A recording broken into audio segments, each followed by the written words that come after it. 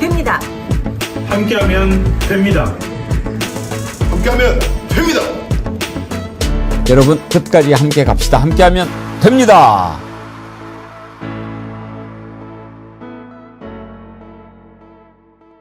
여러분 안녕하십니까? 백운기입니다. 오늘은 나올 수 있을까요? 윤석열 참 기록도 많이 세웁니다. 법기술자들의 농단으로 윤석열 구형이 나흘이나 늦춰졌는데 그런다고 뭐가 달라질까요? 참 가소롭기만 합니다. 윤석열과 내란 세력들이 이런 짓을 할 때마다 우리 국민들은 차디찬 아스팔트를 떠올리고 눈보라 속에 키세스를 소환합니다. 사형이냐 무기징역이냐 두 선택지에서 특검이나 재판부는 윤석열의 내란이 성공하지 못한 것은 전적으로 우리 국민의 덕택이었다는 것을 깨달아야 합니다. 어떤 경우에도 하늘이 무너지는 한이 있어도 우리가 지켜온 민주주의는 무너지게 할 수 없다는 국민의 자각과 열망이 가져온 것이라는 것을 잊어서는 안 됩니다. 국민이 내란을 막아냈으니 국민이 명하는 대로 사형을 구형하고 사형을 선고해야 합니다. 생방송 백운계 정치 1번지 출발합니다. 제일 좋은 상품을 제일 좋은 가격에 여러분들께 드리려고 노력하는 정어리몰 칭찬합니다. 육포는 지금 너무 맛있다고 주문이 폭주하고 있는데 방금 전에 말씀드렸던 것처럼 혹시 온라인으로 주문하실 수 있으면 온라인으로 주문하시기 바랍니다. 방송에서 소개한 지 얼마 안 됐는데 벌써부터 구매하시고 드셔보신 다음에 리뷰를 달아주시는 분들이 많이 계시네요. 아까 리뷰는 소개해드렸죠. 맛있을 수밖에 없는 게 부드럽고 또 매콤한 맛이 아주 또 매력이 있어요. 매운 것 같으면서도 뭐 어떻게 좀 이게 세 가지 맛이거든요. 오리지널 맛, 치즈 맛, 매콤한 맛. 그런데 다 드실만하고 야 육포 이렇게 맛있을 수도 있구나 하는 거. 이건 뭐 술안주로도 좋지만 그냥 뭐 보시면서 씹어서 드시면 참 좋아요. 근데 이게 한 봉지에 1,500원도 안 되는 그런 값이라는 게 참 대단하죠. 이럴 때 많이 시켜놓고 맛있게 드시기 바랍니다. 또 하나 지금 정어리몰에서 소개해드리고 있는 타이백 감귤. 감귤 타이백이 어떤 건지 제가 재배법 설명을 해드렸는데 아는 분은 또 아시더라고요. 이걸 드셔보면 귤이 이렇게 달 수도 있구나. 이제는 우리 귤도 경쟁력이 있네. 그런 생각 드시게 될 겁니다. 이것도 5kg 한 박스에 25,900원 무료 배송이니까요. 이번 기회에 고당도 감귤 한번 맛있게 드시기 바라고. 장어도 아직도 많이들 사랑을 해 주시더라고요. 장어 드시고 힘내십시오. 몸에 좋은 장어. 이게 1kg에 25,900원인데 먹어보니까 어제 어떤 분은 이거를 또 튀김가루에다가 싸가지고 튀겨서 먹었더니 그렇게 맛있다고 그러는데 하여튼 이제 아이디어들 좋으세요. 예. 에어프라이어에 구워서 먹는 게 제일 맛있다는 것은 들었는데 튀김가루에 또 드시는 방법도 있군요. 몸에 좋은 프리미엄 장어도 드시기 바랍니다. 하여튼 새해는요 힘내셔야 됩니다. 힘내고 우리가 새로운 대한민국 진짜 대한민국 함께 만들어 갑시다. 그래도 전화번호도 안내해 드릴게요. 전화로 주문하시는 거 많이 좋아하시니까요. 1551-3158입니다. 혹시 지금 주문 많이 하고 있어서 늦어지더라도 조금 기다렸다가 해 주시면 친절하게 받아 드릴 겁니다. 네, 서울에 사시는 분들은 오늘 아침에 시내버스 파업으로 상당히 출근길 불편을 많이 겪으셨죠. 어제 눈까지 와서 길이 미끄러웠는데 시내버스 한참 기다리다가 오늘 파업이구나 뒤늦게 알고 아주 발 동동 구르는 분들 많으셨는데요. 하루빨리 파업이 타결되기를 바라는 마음입니다. 오늘 윤석열 구형 나올 수 있을까요? 오늘은 이게 가장 큰 관심사입니다. 세 분 패널 함께 하겠습니다. 김성환 시사평론가 어서 오십시오. 네, 안녕하세요. 예, 전혜연 전 민주연구원 부원장님 나오셨습니다. 반갑습니다. 안녕하세요. 강수영 변호사님 어서 오세요. 안녕하십니까? 예, 우리 강수영 변호사님 네. 아침에 오는데 뭐 불편한 거 없으셨나요? 네, 저 지하철 타고 왔기 때문에. 아, 지하철. 네. 지하철은 또 괜찮죠? 네, 근데 평소보다 많이 붐비더라고요. 네. 네. 버스로 오시는 분들은 아주 오늘 많이 힘들었어요. 자, 오늘 윤석열 구형 나올 수 있을까요? 강수영 변호사님 어떻게 전망하세요? 전 나오리라고 봅니다. 그래요? 스케줄상 왜냐하면은 서중 조사를 마치고 나면은 그 다음에 검찰이 구형을 하고 그 뒤에 변호인들이 최후 변론한 다음에 피고인들 한 명씩 하고 싶은 말 있으면 하라 이렇게 절차가 진행되기 때문에 일단 구형은 나온다. 네, 구형하고 나서 그 뒤에 진상짓을 할 수가 있어서 너무 염려하지 않으셔도 되겠다. 서중조사하는데 뭐 12시간씩 쏘고 그러지는 못할 것 같고 10시간씩 한다고 하더라도 김용희 의원과 같이 그렇다고 하더라도 저녁 무렵에는 구형을 하고 그 뒤에 변호인들이 변론할 수밖에 없을 것이다. 그렇게 말씀드립니다. 근데 김성환 평론가님, 윤석열이 A4 용지 40장을 준비했다고 그래요. 네. 그거 읽는데도 상당히 시간이 걸릴 것 같은데 A4 용지 40장이면 다 읽는데 시간 얼마나 걸릴까요? 한 40장 정도면은 그냥 보통 속도로 읽어도 1시간 이상 걸리지 않을까 싶은데요. 그러니까 지금 윤석열 측 변호인이 6시간에서 8시간을 달라 이렇게 얘기를 했다고 하거든요. 무슨 어디 가가지고 방 예약하는 것도 아니고 내가 이만큼 변론하겠으니 이만큼 시간을 달라고 하는 것도 생전 처음 들어보는 얘기인데요. 근데 저는 지난번에도 침대 뭐 변론을 했다 이렇게 얘기를 하잖아요. 이번에 무슨 짓을 할지 또 모르겠다. 오죽하면 지난번에 변론을 할 때 혀가 짧아가지고 말이 꼬일 수 있으니까 천천히 얘기하겠다 그러면서 시간을 끌었다 그러잖아요. 그러니까 오늘도 별의별 진상짓을 다 할 가능성이 있다고 싶은데요. 근데 다만 하나 그냥 일말의 기대감이라고 하면은요. 그래도 자기가 전직 대통령이었잖아요. 자기가 계몽령을 하려고 했다며요. 그래놓고 자기 변론을 하는 데 있어서 마지막 결심 공판에서 온갖 진상짓을 국민들한테 보여준다고 하면 국민 여론이 다 떠나지 않겠습니까? 최소한 그 정도의 이성은 갖추고 있기를 바랍니다. 지금 보면 말도 안 되는 소리를 계속 하는데 왜 그러는지도 참 궁금하거든요. 전혜원 원장님, 저렇게 한다고 뭐가 달라질 일이 없는데 왜 그러는 것 같습니까? 일종의 시간 끌기 전략인 것 같고요. 뭐 그나마 남아있는 윤 어게인 세력에 한 번이라도 본인을 더 노출시키고 싶어하는 마음인 것 같습니다. 근데 저는 이제 윤석열과 그리고 김용현과 김용원의 변호인 측의 태도도 굉장히 유감이지만 사태를 이렇게까지 400일이 넘도록 내란 재판 과정 자체를 희화화시킨 지기현 부장판사의 책임이 매우 크다. 이걸 지적하지 않을 수가 없습니다. 만약에 윤석열의 내란이 성공했다면 심지어 사법부에 있던 판사들도 무사하지 못했을 거고요. 시민들이 막아내지 않았다면 국회에 탱크와 헬기가 들어오고 국회의원들과 주요 정치인들이 끌려 내려가고 총을 든 계엄군에 의해서 체포되는 과정, 어쩌면 더 많은 시민들이 유혈 사태로 희생됐을 그런 사건을 우리는 겪었어야 될 겁니다. 그때 사법부가 막은 게 아니고 국민들이 밥 먹다가 혹은 회식하다가 슬리퍼 끌고 집에서 뛰쳐나가서 이 사건을 막은 겁니다. 그렇기 때문에 많은 국민들은 지기현 부장판사가 과연 내란 사범에 대해서 준엄하게 판결을 내릴 것인지도 의심스럽고 이제까지 구형도 내리지 못한 이 상황에 대해서 굉장히 분개하고 있습니다. 지기현 판사가 최근에 프로는 징징대지 않는다고 했는데 묻고 싶습니다. 지기현 부장판사님 프로 판사이십니까? 아니면 아마추어 법조인입니까? 오늘이라도 단호하게 내란 수계 세력과 그 세력을 변호하는 사람들이 감히 법정을 농락하지 않도록 단호하게 제대로 된 재판을 보여주시기 바랍니다. 지기현이 답합니다. 저는 오락부장입니다. 사양입니다. 아시겠죠? 이게 정치적인 에너지를 결집하려는 의도는 보여요. 뭐 재판에서 아무 도움 안 되는 건 자명하고 저런 변론 한다고 해서 뭐 지기현 부장이 아이고 기다물 만한 얘기구나 내가 경청해 야겠다 미쳤다고 그러겠습니까? 얼마나 짜증나겠어요 자기도. 그런데 이제 결국에는 민주당에서 꼭 해야 될 일이 이 사면을 제한하는 법을 통과를 못 시키면은 이런 일이 반복될 거예요. 항소심에서도. 왜냐하면 윤석열이 지난 박근혜처럼 재판받을 때 쥐죽은 듯이 재판받잖아요. 그럼 사람들의 관심에서 잊혀지고 이른바 소구력이 없어지거든요.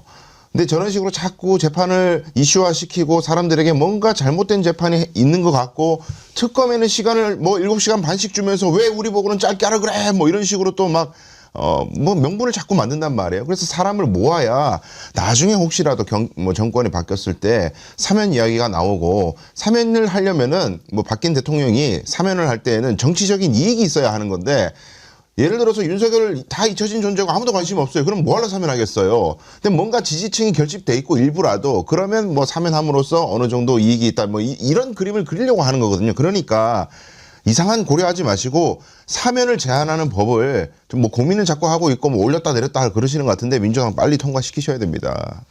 제가 어제 왜 이렇게 말도 안 되는 짓을 하는가 궁금하다. 그 의도가 뭘까 두 가지로 짚어본 게 있어요. 하나는 이렇게 자꾸 자극을 함으로써 한 줌도 안 되는 지지 세력을 결집하기 위한 의도도 있지만 또 하나는 전적으로 지금 변호인을 맡은 자들이 변호에는 관심이 없고 자기들 정치적인 몸값 올리기, 이하상의 대표적인 경우죠. 그런 게 아닌가라고 분석했는데 어제 나온 얘기를 하나 들어보면 그런 것도 있는 것 같아요. 그러니까 그런 것도 충성이라고 생각하는 것 아닌가. 이제 김용현이 뭐 처음에 왔다 갔다 했죠. 뭐 서로 네 탓이냐 내 탓이냐 그랬는데 그래도 윤석열이 내가 모시던 대통령님인데 우리 대통령님을 어떻게 우리 같은 잡것들하고 함께 모여서 구형을 하게 한단 말인가. 독상을 차려드려야지. 그래서 우리 재판 그 결심 공판 그 기일에는 빠지게 해드리고 우리가 다 하고 그다음에 별도로 그래서요. 그러면 별도로 사형해드려? 그걸 또 하는 거는 아닌가. 그런 생각도 들더라고요. 그 권우현 변호인이라고 뭐 빨리 말을 하면 혀가 짧아서 말이 꼬인다고 그러면서 질질 끌었던 변호인 있잖아요. 그 변호인이 그런 얘기를 했어요. 대통령님께서 저한테 오셔가지고 정말 변론 잘했다고 칭찬해줬다고 그걸 자랑을 하더라고요. 들어보시죠. 제가 재판 변론할 때 중간에 개입을 해서 재판 변론 중단을 시켰습니다. 재판 중단을 시켰고 그때 윤석열 대통령님께서 저한테 오셔서 변론 정말 잘하고 있다 라고 이야기를 하셨고 저걸 자랑이라고 이야기합니다. 왜냐하면 일부 사람들 중에 아니 니들이 그렇게 길게 얘기하면 우리 윤석열 대통령 변호사들은 언제 얘기해 마 이런 얘기하는 사람들이 있었어요 실제로. 그래서 우리가 방해하는 게 아니다. 우린 다 협의된 거고 협조가 된 거고 우리가 성봉장에서 일부러 이렇게 한 거예요라고 마사지를 무척 하더라고요. 이하상 변호사도 비슷한 얘기 뭐 자기 유튜브 채널에서 하던데 저도 이제 그게 드러나야 보이는 것은 뭐냐면은요.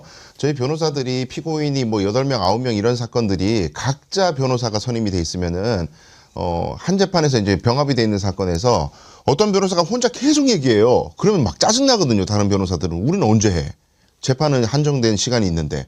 그래가지고 재판장한테 막 얘기를 해요. 아니 저기 죄송한데 좀 제지를 해달라. 균형 있게 좀 골고루 변론할 수 있도록 해달라 이렇게 의견 진술을 하거든요. 어제 그런 얘기 한 사람이 저번에 아무도 없었잖아요. 그러니까 모든 변호사들이 다 짜고 뭐 무슨 그게 도움이 된다고 판단하는지는 모르겠지만 여하간 저렇게 뭐 진격의 변호사 저 양반들이 앞서서 시간 지연하는 것을 다 용인하고 짰다. 저는 그렇게 생각합니다. 근데 김용현 변호인들이 유튜브에 출연해서 그런 얘기를 했어요. 해야 할 일을 완수해서 네, 그렇죠. 감사와 기쁨이 가득하다 이렇게 얘기를 했거든요. 해야 할 일을 완수했다 이렇게 표현했어요. 그러니까 저는 윤석열 측 변호인하고 뭔가 교감이 있었을 가능성이 있다는 생각이 들고요. 앞서 말씀하셨던 것처럼 이건 정치쇼, 자기들이 볼 때 정치쇼 마당인 거예요. 그 정치쇼 마당에 윤석열 대통령하고 자기가 김용현 측이 같이 말을 다 섞어버리면은 어느 한쪽, 특히 윤석열의 말이 도드라지지 않을 수도 있겠다. 그러니까 오늘 만약에 변론기를 다시 잡았을 경우에 최종 결심 공판을 다시 잡으면 그러면 윤석열의 동무대를 만들어줄 수 있다. 이런 생각들을 했을 수도 있을 것 같아요. 그런 면에서 김용현 변호인들이 최대한 시간을 끌어주고 그 다음 변론 날짜를 다시 잡아가지고 그때 윤석열이 오늘 시간 최대한 쓰도록 만들어준 거 아닐까? 그렇게 해서 윤석열의 한마당을 한판 자기들끼리 구출을 하도록 하는 이런 방식들을 서로 간에 약속한 거 아닌가 또 싶더라고요. 이건 근데 저는 유튜브와 극우가 낳은 괴물이다. 이렇게 좀 비유를 하고 싶은데요. 왜냐하면 극우 세력이 일부분 아직까지 우리 사회에 남아있고 지금 국민의힘의 모습을 보더라도 분명히 정치적으로 영향력을 미치고 있는 참 안타까운 현실입니다. 그러면 권우현 변호사라든가 이하상 변호사 같은 사람들은 왜 유튜브까지 굳이 출연할까? 지금 본인들의 코인 장사 목적도 있겠지만 제가 보기엔 정치적으로 몸값을 올리고 있는 거예요. 그래서 유튜브를 통해서 우리가 얼마나 극우 세력에 충성하고 있는지 내란 수계를 위해서 노력하고 있는지 하나 보여주고 그러다 보면은 또 극우들이 이 사람들 향해서 몰려들고 가장 나쁜 것은 국민의힘은 이런 사람들과 절연하는 것이 아니라 오히려 입당을 시켜준다던가 아니면 공천에 있어서 당원들의 의견 존중이라는 명분으로 이 사람들이 정책으로 살아갈 길을 열어주다 보니 점점점 신이 나서 이 사람들이 이런 행태를 반복하는 것이 배풀이 되고 있다 저는 이렇게 보는데요. 이걸 단절하기 위해서도 저는 국민의힘에 내란 세력을 옹호하거나 내란 세력을 변호했던 사람들은 앞으로 공천을 절대 주지 않는다. 라고 장동혁 대표가 지금이라도 선언을 해야 되는 거고, 두 번째로 유튜브도 최소한의 좀 양심을 가지고 운영을 해야 된다. 백운기의 정치 1번지만 하더라도 우리가 그동안 보면 야권에 있을 때도 끊임없이 정의를 외쳤고 상식을 외쳤고 약자들의 편에 섰지 않았습니까? 근데 일부 극우 같은 경우에는 이 유튜브를 통해서 극우를 조장하고 폭력을 조장하는 행태를 하고 있다. 그래서 유튜브와 극우와 정치가 결합했을 때 어떤 괴물이 탄생하는지를 우리는 지금 보고 있다. 이런 참 씁쓸한 기분이 듭니다. 대구 반응 하나만 제가 말씀드릴까요? 대구 제가 지난 주말에 붕어빵을 사 먹으려고 붕어빵 할아버지한테 이제 갔는데 거기 할아버지가 라디오를 틀어놓고 붕어빵을 이제 팥도 넣고 이제 하는데요. 짜증이 났어. 라디오 틀어놓고 시사방송 틀어놓고 했는데 짜증이 나. 화가 났어요. 하시는 말씀이 내가 박근혜는 좀 불쌍하게 봤거든. 근데 윤석열이 아주 괘씸해. 이게 무슨 정서냐면은 박근혜 때 머리 막 풀어헤치고 막 불쌍하게 재판받았어요. 재판도 뭐 이렇게 버꾸라지 짓을 안 했어. 그러니까 사람들이 불쌍하게 받고 가족이 없다 보니까 결혼을 안 했다 보니까 아유 아버지가 일찍 돌아가시다 보니까 혼자 살다 보니 엉뚱한 사람들한테 휘둘렸구나. 아이고 불쌍해. 이런 정서가 있었는데 대구에서조차 윤석열을 불쌍하게 그렇게 보는 사람이 없어요. 저렇게 재판받으면은 아주 괘씸하게 보고 그 정서의 이제 근원이 뭐예요? 지금 더불어민주당에도 악재들이 많은데 다 덮여. 이 사람이 도와준다니까요, 지금. 그러니까 이 대구의 민심이 다 뭐 부정선거 세력이고 뭐 윤호건이 세력이고 그렇지 않습니다. 그래서 국민의힘도 엄청 괴로운 거예요. 지금 윤석열이 이렇게 하니까 참 아무것도 도움이 안 돼요. 양측면 다. 어떻게 보면 대구 시민들이 더 속상할 것 같아요. 왜냐하면 다른 국민들은 아예 지지도 하지 않았지 않습니까? 사람 취급을 안 했으니까. 그랬는데 그래도 대구 경북 지역 주민들은 윤석열 지지해 줬고 또 윤석열 뭐 조금 지지도 떨어지면 대구 가서 조금 뭐 또 힘 받아오고 막 그랬지 않습니까? 그랬던 대구 시민들은 아마 속이 더 상할 수도 있어요. 그렇죠. 근데 뭐 지난 윤석열 정권 때 보면은요, 김건희가 나서면 지지율이 떨어졌어요. 그래서 김건희 보고 제발 나오지 말라고, 영남에서도 김건희 보기 싫다고 그렇게 계속 얘기했거든요. 맞아요. 근데 나중에 알고 보니까 김건희가 나오는 게 문제가 아니라 윤석열이 계엄을 선포한 거예요. 그러니까 얼마나 분노감이 크겠습니까? 아까 박근혜 전 대통령 얘기했지만 박근혜 전 대통령은 신비주의가 있거든요. 그리고 아예 법정에도 안 나왔어요. 근데 윤석열이 지금 뒤늦게 법정에 나와가지고 온갖 진상짓을 지금 다 하고 있잖아요. 일종의 자기 스스로를 자범으로 만들고 있다고 보고요. 영남에서 볼 때도 물론 이제 보수를 지켜야 된다고 하는 감정은 있을 수 있겠지만 윤석열을 지켜야 된다고 생각하는 사람은 그렇게 많지 않을 수 있다. 재판을 이딴 식으로 받아버리면 나중에 가서 윤석열이 스스로 사면 복권을 받고 싶다 하더라도 지지해주는 국민이 아무도 없을 것 같다고 생각해요.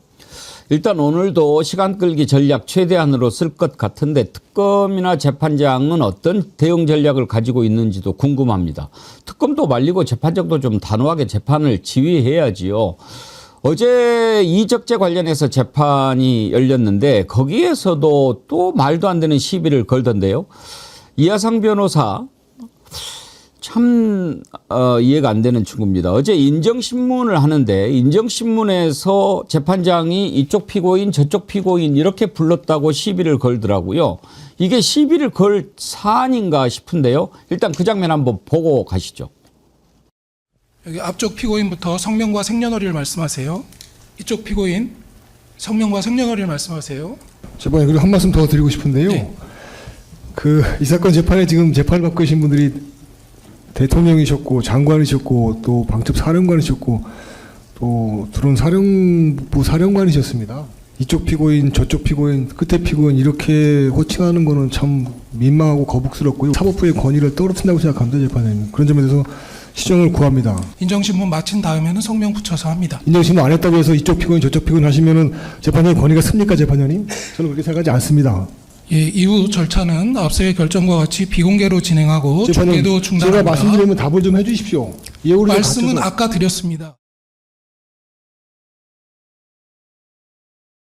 도대체 재판을 누가 진행하는지 모르겠어요. 재판장이 진행하는지 이하상이 진행하는지. 아니 정말 저거는 말이 안 되는 게 인정신문이라고 하는 게 뭡니까, 강수영 변호사님?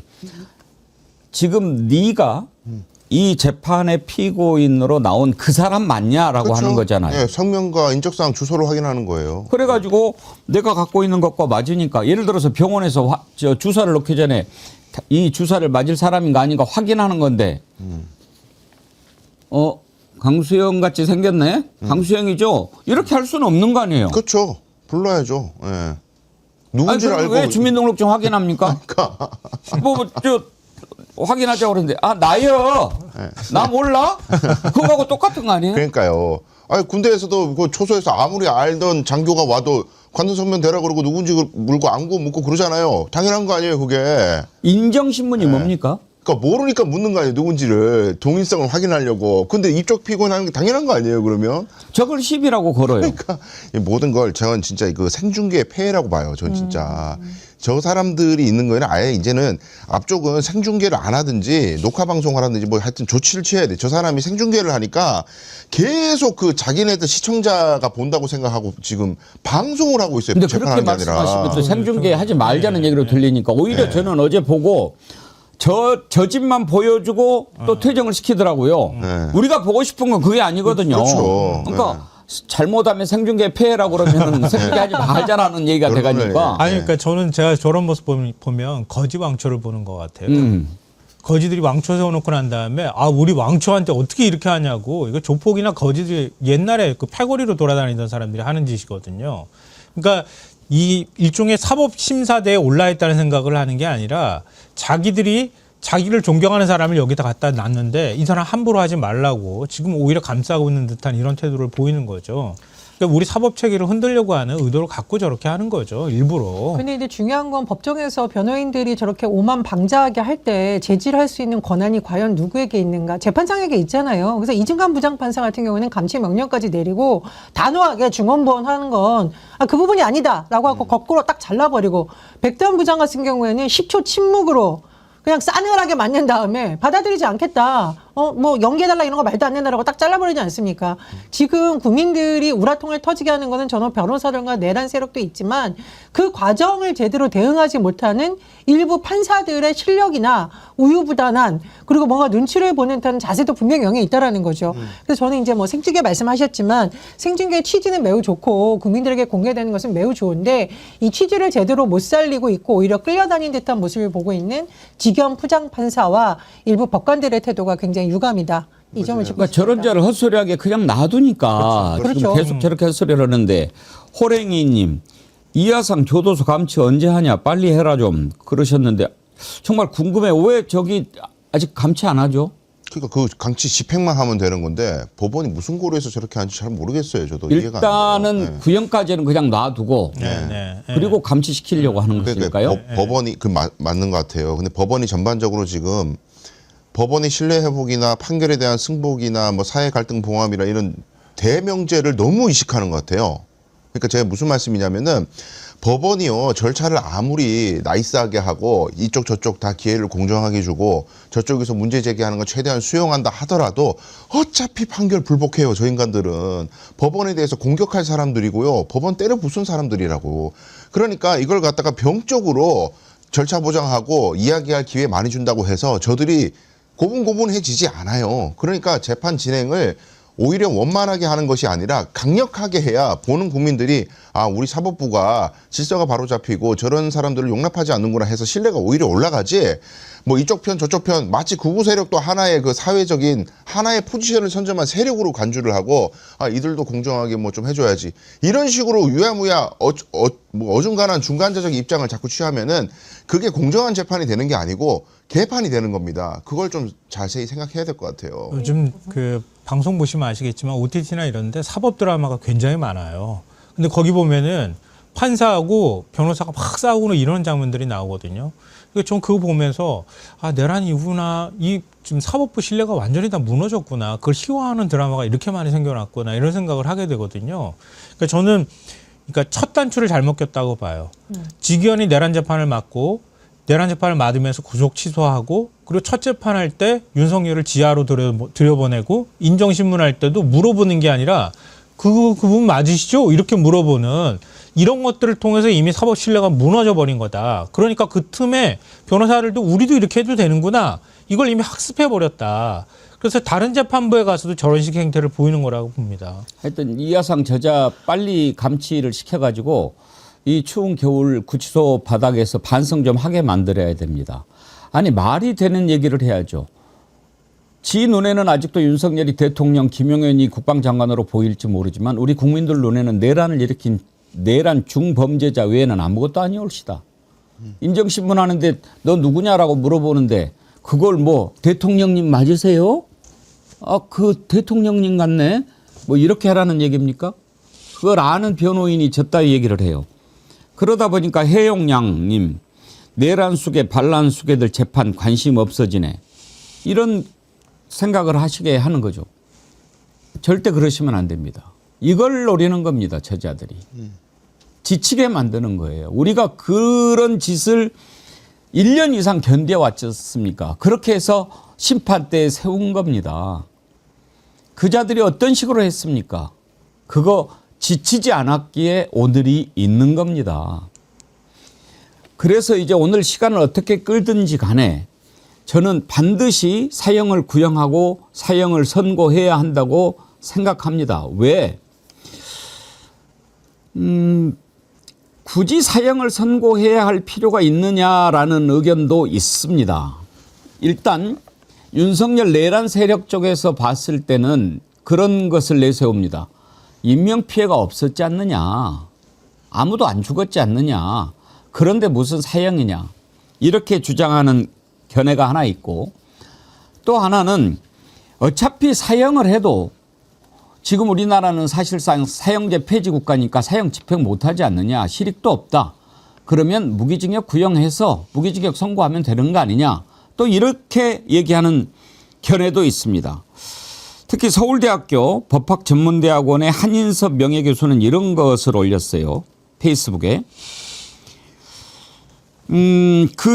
내란 우두머리에게 내려져야 할 것은 집행 가능한 극형이다. 그러니까 집행 가능한 극형은 우리 법제상으로는 사형이 아니라 무기징역이다. 그러면서 만약에 사형을 구형을 하고 사형을 선고하면 윤석열이가 순교자가 될 수 있다. 그러면 순교자 효과가 생긴다. 사형수는 추종자들을 결집시키기 때문에.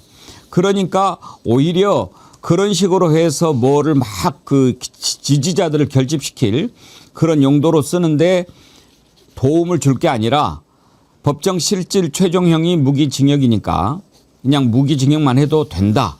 이런 견해도 있습니다. 여러분은 어떻게 생각하십니까? 강수혁 변호사님. 일단 네. 구형하고 선고하고 그러는데 오늘 구형은 어떤 게 마땅하다고 생각하십니까? 사형 구형해야 됩니다. 사형 구형하는 게 마땅하고요. 한인석 교수님이 말씀하시는 게 일리는 있지만 그러니까 제가 아까 소도에 말씀드렸던 사면을 원천 봉쇄하는 법이 필요하다는 거예요. 자, 사형이 선고가 돼서 정치적으로 순교자가 돼서 세력이 결집하고 그게 뭐겠어요? 결집시키는 이유가 뭡니까? 돈도 돈이지만 나중에 사면으로 가는 에너지를 응집시키려고 하는 겁니다. 근데 사면이 불가능하다면 지금요 이미 윤호개인 세력들이 무슨 결심 공판하는데 집회 신고에도 뭐 20명 30명 남지도 오고 이러잖아요. 에너지가 이미 많이 떨어졌어요. 근데 무기징역이 선고된다고 해가지고 그러면 그건 좀 낫냐? 아니요. 윤호개인 세력들은요 철통같이 무죄라고 생각해요. 이 사람들은 무기징역 선고돼도 어차피 순교자고 정치 탄압받은 사람이라고 생각할 겁니다.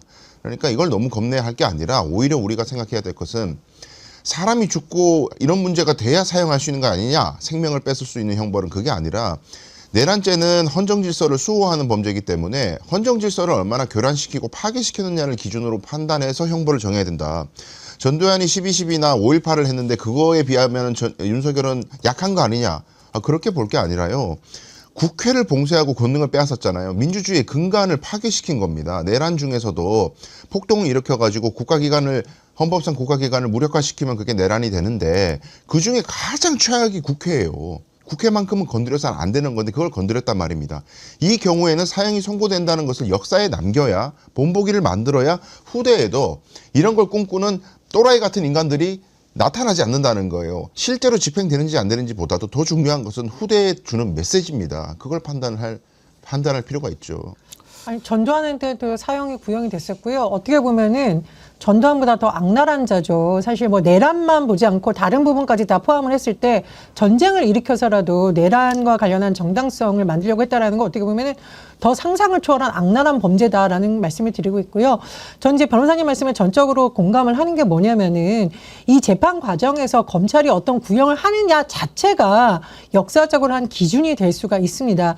사실 독일도 보면은 전범들을 왜 끝까지 추적해서 사형에 대해서 구형을 하고 사형 판결을 내렸느냐. 역사적으로 다시는 이런 짓을 하면 안 된다라는 교훈을 후대에 남기기 위해서라는 분명히 효과가 있는 것이거든요. 그래서 저는 사형을 구형한다고 생각을 하고요. 맘 같아서는 재판부도 이걸 쭉 끌고 나가서 마지막까지 법원이 헌법과 민주주의를 어떻게 수호하는 의지를 갖고 있는지 보여주셔야 이 과정을 지켜봤던 많은 국민들이 안심을 하게 됩니다. 전 이런 부분 끝까지 봐야 된다고 생각합니다. 저도 의견을 얘기해야 될 것 같은데요. 한인석 교수는 사형제 폐지론자입니다. 그러니까 이렇게 얘기할 수 있는 거거든요. 왜냐하면 현실적으로 대한민국에서 가장 높은 형량으로 그러니까 선고를 할 수 있는 게 사실은 사형보다 무기징역일 수밖에 없다. 현재 사형제 폐지 국가니까요. 그러니까 그런 현실적인 문제를 제기하는데요. 제가 조금 더 주목하고 있는 거는 순교자 서사예요. 그러니까 앞으로 이제 윤석열이 최종적으로 대법원까지 가려면 한 빠르면 1년 아니면 2년 정도 걸릴 가능성이 높거든요. 그러면은 1심에서 만약에 사형이 선고가 된다고 하면 윤석열은 계속 사형수가 돼 있는 거예요. 사형수가 돼 있으면서 계속 이렇게 정치쇼를 한다고 생각을 해보세요. 그러니까 무기징역이 선고된 상태에서 하는 것하고 좀 다른 효과가 나타날 수도 있겠다. 이거는 지금 우리가 단죄를 얘기할 때 나중에 가서 대법원까지 갈 경우에 사형이 그대로 유지되기는 저는 쉽지 않다고 개인적으로 생각하거든요. 근데 그렇다고 하면 결국 앞으로 한 2년 동안 기간에 사형수로 남을 거냐 아니면 그냥 무기수로 있는 상황에서 최종적으로 무기 선고를 받을 거냐 이런 차이밖에 지금 없을 수도 있다는 생각이 든다면 그러면 윤석열한테 순교자처럼 사형을 선고받은 사람으로 만들어줄 필요가 있을까 하는 생각은 한 번쯤 우리가 고민해 볼 지점이라는 생각은 듭니다. 사형이냐 무기징역이냐 뭐 효과는 거의 같다라고 하지만 저는 두 가지 이유로 반드시 사형을 구형해야 한다고 생각합니다. 첫째는 죄의 무게 때문입니다. 윤석열이 저지른 죄는 사형에 처하에도 부족할 정도입니다. 오로지 자신의 죄와 마누라의 죄를 덮기 위해서 전쟁을 일으켜서라도 우리 국민들이 전쟁이 나면 얼마나 많이 희생되겠습니까? 그리고 비상계엄이 발동돼 가지고 많은 사람들을 연행하고 체포하고 구금하고 고문하고 이렇게 했을 때 얼마나 많은 피해가 났겠습니까? 그런 짓을 저지른 자입니다. 근데 그걸 누가 막았습니까? 국민이 막았죠. 막아서 이렇게 됐지만 그런 짓을 하려고 한 자 아닙니까? 실행에 옮겨졌지 않습니까? 그렇게 하려고 하지 않았습니까? 그 죄의 무게는 사형에 처하고도 남음이 있는 거죠. 또 하나 중요한 이유는 기준점이 되기 때문입니다. 윤석열을 사형에 처한다라고 해야 그 밑에 내란 주요 임무 종사했던 자들 이런 자들에 대한 형량을 거기에 맞춰서 할 거 아닙니까? 윤석열을 사형 아래 단계로 해놓으면 그 다음 사람들은 또 그 아래로 내려가게 되지 않겠습니까? 기준점이 되기 때문입니다. 그래서 윤석열에게 반드시 사형을 구형하고 사형을 선고해야 한다는 것입니다. 지금 우리가 여러 가지 재판에서 나오는 증언들을 들여다보면 얼마나 끔찍하고 무시무시한 일이 있었습니까? 그런데 그 사실을 인정하고 반성해도 지금 봐줄까 말까 하는데 인정을 하지 않지 않습니까? 이거는 인간이 아니올시다. 내가 언제 지금 이렇게 쭉 가다 보면 내가 언제 계엄 선포했냐고 할 판입니다. 문짝을 부수고서라도 안에 들어있는 인원을 끄집어내 라고 윤석열이 얘기를 하지 않았다면 곽종원 사령관이 그 말을 지어내겠습니까? 그런데도 자기는 그런 말을 한 적이 없다고 부인합니다. 그 말을 하지 않았다면 곽종근은 그걸 창작을 했고 그 밑에 있는 부하 직원은 부하 대원은 그 말을 창작한 겁니까? 왜 그 내란이 막아졌습니까? 다시 한번 우리가 들어보겠습니다. 문짝을 부수고서라도 안에 끄집어내 그 말을 복창하는 겁니다. 들어보시죠. 예, 단결. 이대장입니다. 자, 예, 8개. 국회 의사단 본관으로 가서 지금 얘들이 문고라 잠그고 예, 의결하려고 하고 있대. 예, 문짝 부셔라도 다 끄집어내. 예, 알겠습니다. 지금 여단장님 한 2개 지역대는 들어왔고 1개 지역대는 시민들이 너무 많이 때려서 못 들어왔습니다. 문짝 부셔서 끄집어내. 예, 알겠습니다. 야, 가자, 일로 와! 문짝 부숴서 끄집어내. 저 사람 개인적인 생각이겠습니까? 아, 절대 그럴 리 없죠. 그건 이미 우리가 많이 나왔던 것처럼 당시 윤석열하고 곽종근 사령관하고 실시간으로 통화하는 것들이 당시 상황실을 통해서 다 전파가 됐다고 하잖아요. 그러니까 그 명령을 받은 사람이 복명복창을 하면서 윤석열의 얘기를 들으면서 지시를 내렸고, 그리고 그 지시를 내리는 것들을 여단장이나 이런 사람들이 다 실시간으로 듣고 있었다고 하잖아요. 근데 어떻게 저걸 여단장이 만들어낸 얘기가 될 수가 있겠습니까? 그리고 감히 어떻게 국회 들어가서 아무리 군인이나 하더라도 본회의장 문짝 부수고 들어가서 국회의원을 끌어내라고 말합니까? 있을 수가 없는 거죠. 이상현 공수 여단장의 발언 중에 지금 애들이 문 걸어 잠그고 의결하려고 하고 있다. 문짝 다 부서서라도 끄집어내. 의결은 시민들이 할 수 있는 것이 아닙니다. 국회의 계엄 해제는 국회의원들이 하는 거예요. 이 말만 봐도 명확하게 끌어내려는 대상은 일반 시민이나 질서 유지를 위한 다른 세력이 아니라 국회의원이라는 것이 너무나 명확합니다. 그런데 뭘 이게 평화롭게 질서 유지라고 인원인이 어떠한 이짝에 헛소리를 하는 겁니까? 재판부에서 지금 사실 증거가 차고 넘치는 부분에 대해서 충분히 숙고를 해야 된다고 봅니다. 만약에 문짝을 부숴서 다 끄집어냈다고 칩시다. 어떻게 됐겠습니까? 그러면 계엄 해제 의결 못하지요? 그러면 내란 성공하는 겁니다. 그러면 어떻게 됐겠습니까? 제가 얘기 안 하겠습니다. 보십시오. 진관웅님, 계엄 성공했다면 국민 학살이 펼쳐졌을 겁니다. 콜드브루님, 영현백 아찔하다. ED20 미디어님, 지금 이란 꼴 났지요. DIDOG님, 다 끄집어내서 망치하고 송곳 작두로 고문하려고 한 거잖아. 중랑구 주민님, 전 국민의 트라우마가 생겼어요. 계엄령 터지고 국회의사당으로 달려갔던 그날은 평생 못 잊어요. 저는 지금 댓글을 읽으면서도 온몸에 소름이 돋습니다. 만약에 그렇게 됐다면 어떻게 됐을까요? 그걸 누가 막았습니까? 국민이 막았고, 또 군에 몸을 담고는 있지만 절대 그래서는 안 된다라고 생각하는 뜻있는 군인들이 동조하지 않아서 막은 것 아닙니까? 저는 지금도 그날 밤에 군에 있는 장교 아들에게 전화를 건 그 아버지의 전화 잊지 못합니다. 어떻게 얘기했습니까? 절대 너 시민들한테 총을 겨누서는 안 된다. 왜? 그 아버지는 겪었지 않습니까? 연세가 어떻게 되는지는 모르겠습니다만 4.19까지는 몰라도 5.18을 겪었고 12.12를 받고, 그런 분이 계엄이라고 하는 소식을 듣는 순간 어떻겠습니까? 아예 12.12가 일어났던 때, 5.18이 일어났던 때 세상에 있지도 않았던 젊은 세대들도 다가가서 이런 일이 있어서는 안 된다라고 해서 끄집어냈는데, 그걸 겪은 사람들은, 저는 그날 밤 헬기 소리만 들어도 온몸이 떨렸는데요. 그 군인 장교아들한테 전화 걸었던 그 아버지의 목소리 다시 한번 들어보시죠. 그다음에 언제 출근 연락 왔어? 아까 한 10분쯤이에요. 10분 전. 상황 뭐예요? 저 아직 그냥 깨기만 해가지고. 계엄령 내려서 계엄령 지금. 비상계엄이에요? 뭐예요? 비상계엄 내렸어. 뭐 도발이에요? 너 잘 들어. 도발 네. 아니야. 그냥 그 대통령이 미쳐서 내린 거야. 너 잘 들어야 돼. 예. 너 목숨 지키는 게 제일 중요하고.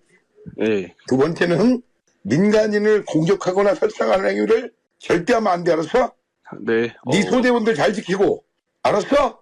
네. 네 목숨 지키는 거 정확히 제일 중요한 문제. 알았어? 네. 너 계엄 시의 군대가 얼마나 무서운 건지 알지? 네. 너 실탄 지급받고 애들 다뤄야 돼. 애들 잘 다루고 네 소대원들. 네. 무엇보다 네 목숨 잘 챙기고 절대 민간인을 해치는 행위 하지 마. 네. 엄마한테 빨리 전화해 지금. 네. 엄마 걱정 안 하게 말 잘하고. 네. 저는 지금도 저 전화를 들을 때마다 가슴에 눈물을 흘립니다. 겪어본 사람은 압니다. 저런 짓을 했어요. 그런데 시간이 흐른다고 우리가 잊으면 됩니까? 그러니까 우리가 직위원하는 것을 눈 뜨고 볼 수가 없단 말입니다. 어떻게 저런 짓을 저지른 자를 우리가 용서할 수가 있습니까? 저걸 겪어본 사람은 아는 거예요. 어떤 일이 펼쳐질 거라. 아니, 우리가 아주 쉽게 생각해 봅시다. 지금 여기에 물이 가득 들어 있습니다. 제가 이 컵을 떨어뜨리면 어떻게 되겠습니까? 보나마나 아닙니까? 여기가 물바다가 되겠죠? 그걸 꼭 떨어뜨려야 합니까? 그런데 떨어뜨렸어요. 누가 막았습니까? 떨어뜨리려고 하는 것을. 우리가 잡은 거죠. 물바다 되는 것을 막았는데 물바다가 안 됐으니까 나는 무죄다? 이거 법적으로는 어떻게 해명해야 됩니까? 전혀 법적으로 설명 안 되는 거죠. 전혀 법적으로 설명 안 되는 것이고, 법관들이 또 법조인들이 생각할 때 사고의 한계가 무엇이 있냐면 책임주의라고 해서요. 더 중한 죄를 저지른 사람과 그렇지 않은 자를 줄을 세워가지고 자꾸 서열을 매기려고 하는 게 있거든요. 그래서 아까 얘기하는 전두환보다는 범죄의 형태가 약하기 때문에 사형과 무기징역 중에 선택한다면 무기징역을 할 수밖에 없다라는 것이 지금 법조계에 많은 사람들이 그렇게 전망을 하고 평론을 하던데, 근데 저는 이제 그 말씀을 드리는 거예요. 전두환과 윤석열이 다릅니다. 다른 건 맞지만 본질적으로 국헌 질서를 완전히 물하나하고 헌정 질서를 파괴했다는 것은 동일한 거예요. 근데 윤석열이 더 나쁜 건 뭐냐면은 그렇게 일어나고 나서 자신이 최대한 헌정 질서를 파괴한 측면이 있다면은 회복할 때는 협조를 해야 되는데 더 부셔버렸어요. 체포를 방해하고 법원이 발부한 영장을 갖다가 불법 영장이라고 마음대로 간주한 다음에 경호원들을 동원해가지고 총 쏴라고 그러고, 그 공직자들끼리 총을 겨누게 만들었던 게 윤석열이란 말이에요. 이 헌정 질서를, 그러니까 살인범으로 비유를 하자면 누구를 칼로 찔러 죽인 다음에 경찰에 잡혀야 되는 영장 발부가 된 상황에서 2번, 3번, 4번, 5번 계속 칼질을 하는 사람이에요. 그런 사람을 어떻게 낮은 형에 처벌할 수가 있겠어요. 법조계도 좀 뭐라 그럴까, 그 책임주의적인 시각에서 조금 벗어나야 되는데, 이 사건은 워낙 역사적으로 중대한 사건이고 말씀드렸다시피 법원 창립 이래 가장 중요한 사건이에요. 그렇기 때문에 기존 질서와 사고방식으로만 재단해서는 안 된다, 그 말씀을 꼭 드립니다. 그러니까 체포영장 집행 과정에서 윤석열이 한 행태를 보면은 정말 유혈 사태가 일어났을 가능성이 매우 높았던 것이고, 또 하나 있지 않습니까? 서부지법 폭동 사태 한번 보세요. 법관들이 정말 신체적으로도 진짜 폭력을 당할 수도 있는 사태, 여러 가지가 다 연결되어 있지 않습니까? 그런 거를 지금 법원이 종합해서 봐야 되는 거지, 단순히 요 하나만 해가지고 들여다봐서 판단한다라는 것은 너무 헌법과 민주주의를 수호할 법관으로서의 책임을 저는 방기하는 것이라고 생각을 하고요. 무엇보다 피해 회복이 되지 않잖아요. 심지어 만약에 어떤 살인범이 법정에 서서 저런 태도를 보인다고 생각해 보십시오. 사람을 한 명 해친 살인범이 저런 태도 보여도 국민들이 분노할 지경인데, 수많은 국민들이 죽음의 공포를 느꼈고 사실상 지금 윤석열의 행태를 보면서 트라우마가 오히려 남아서 회복되지 않은 다수의 국민들이 있고, 전 국민이 피해자라고 해서 이번 사건을 왜 이렇게 저는 법관들만 가볍게 보는지 국민들로서는 도저히 이해가 할 수가 없다라는 거죠. 과연 국민들이 지금 저 트라우마로 인한 회복됐습니까? 윤석열이 제대로 된 사과나 반성을 했습니까? 이 부분도 꼭 보셔야 된다는 생각이 듭니다. 그날 차가운 아스팔트 바닥에서 윤석열 파면을 외치고 계엄 해제를 외치고 눈보라치는 그 아스팔트 바닥에 키세스가 돼서 윤석열 체포를 외쳤던 국민들이 명합니다. 사형을 구형하고 사형을 선고해야 합니다. 그래야 정의가 바로 서는 거죠. 그래서 재판이든 뭐든 빨리빨리 제때 처리를 해야 합니다. 이게요, 사람의 기억이라고 하는 것은 한계가 있기 때문에 그걸 제대로 못하면 나중에 혼란이 생기는 거죠. 착오도 오고. 그래서 안 되는 거예요. 지금 당장 이제 윤석열도 그렇고 검찰 개혁도 봅시다. 우리가 검찰, 이제 이 대한민국에서 도대체 너네는 안 되겠다. 그래서 이제 검찰 폐지하기로 한 거 아닙니까? 그런데 어제 딱 제 머릿속에 떠오른 단어는 하나였어요. 스멀스멀. 이게 스멀스멀 다시 올라옵니다. 이게 시간의 마력이죠. 시간이 지나니까 맨 처음에 우리 국민들이 지금 그 사이에 뭐 변했습니까? 그런데 스멀스멀 올라옵니다. 검찰을 완전히 없애는 거, 이거 검찰 수사 다 없애는 거, 이거 스멀스멀. 왜 이 나라가 이렇게 됐습니까? 어쩌다가 윤석열 같은 괴물이 나왔습니까? 왜 이재명 대통령은 그렇게 고초를 겪어야 했습니까? 그걸 잊어버렸습니까? 그런데 왜 이제 와서 스멀스멀 그렇게 합니까? 제가 깊이 생각해 봤어요. 우리가 먼 훗날 우리가 너무 많이 나갔나? 그때 보면 정성호 장관이 옳았나? 이렇게 생각하는 날이 올 수도 있을지는 모르겠어요. 그러나 그거는 지금 아니지 않습니까? 왜 자꾸 그 조그만 것에 집착을 하지요? 우리가 확실히 수사권 다 폐지하기로 하지 않았습니까? 왜? 어떤 자들이었습니까? 그걸 조금이라도 쥐어줬기 때문에 그렇게 한 거 아니었습니까? 그런데 왜 망설입니까? 왜 뒤로 한 걸음 빠집니까? 이재명 대통령이 되고 이재명 정부가 되면 검찰이 개과천선합니까? 그런 검찰이었습니까? 뭘 지금 혹시 써먹으려고 합니까? 아니지 않습니까? 그래서는 안 되지 않습니까? 그런데 왜 스멀스멀 올라옵니까? 저는 참 불만이 올시다. 그래서는 안 되거든요. 어제 국회에 정성호 법무부 장관 출석했는데 박은정 의원이 형사소송법 개정에 대해서 날카롭게 지적을 하더군요. 지금 정부가 법 개정을 한다고 해서 우리 국회가 지금 기다리고 있는데 왜 이 부분 빨리 개정하지 않느냐.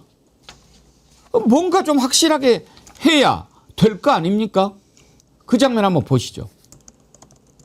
형사소송법 개정안은 언제 내시는 겁니까? 뭐 저희들이 그 관련해 갖고 논의하거나 입장을 정리한 바가 없습니다. 그러니까 언제 내시냐고요? 모르겠습니다. 어쨌든 이게 총리실 산하 어쨌든 그 검찰개혁 TF에서 같이 또 추가적으로 논의될 것으로 알고 있습니다. 저 법에 의하면 196조의 1항이 수사 개시할 수 있는 조항이에요. 네, 그럼 뭐 어차피 정리되지 않겠습니까? 법무부 입장은 보안 사건을 인정하시는 건가요? 아직 뭐 저희는 뭐 그거에 대한 분명한 입장을 갖지는 않고 파견된 검사들이 주도적으로 어떤 입법을 하고 있지는 않습니다. 그러면 형사소송법 개정안은 공소청법, 중수청법이 국회에 들어오면 저희들이 국회에 있는 형사소송법 개정안을 가지고 같이 그냥 저희가 처리하면 됩니까? 국회에서. 아니 제가 그걸 어떻게 얘기하겠습니까? 입법 문제는 어차피 의원님들이 결정한 문제 아니겠습니까? 정부 입법은 정부에서 준비해서 제출하면 될 것이고요. 어쨌든 최종적으로는 의원님들이 논의하시는 거 아니겠습니까? 지금 정성호 장관 그 답변 중에서 가장 우리가 주목할 부분이 보안 수사권에 대해서 법무부가 아직 입장이 없다는 겁니다. 아니 보안 수사권 없애기로 하지 않았습니까? 지금 어떻게 정리가 됐습니까?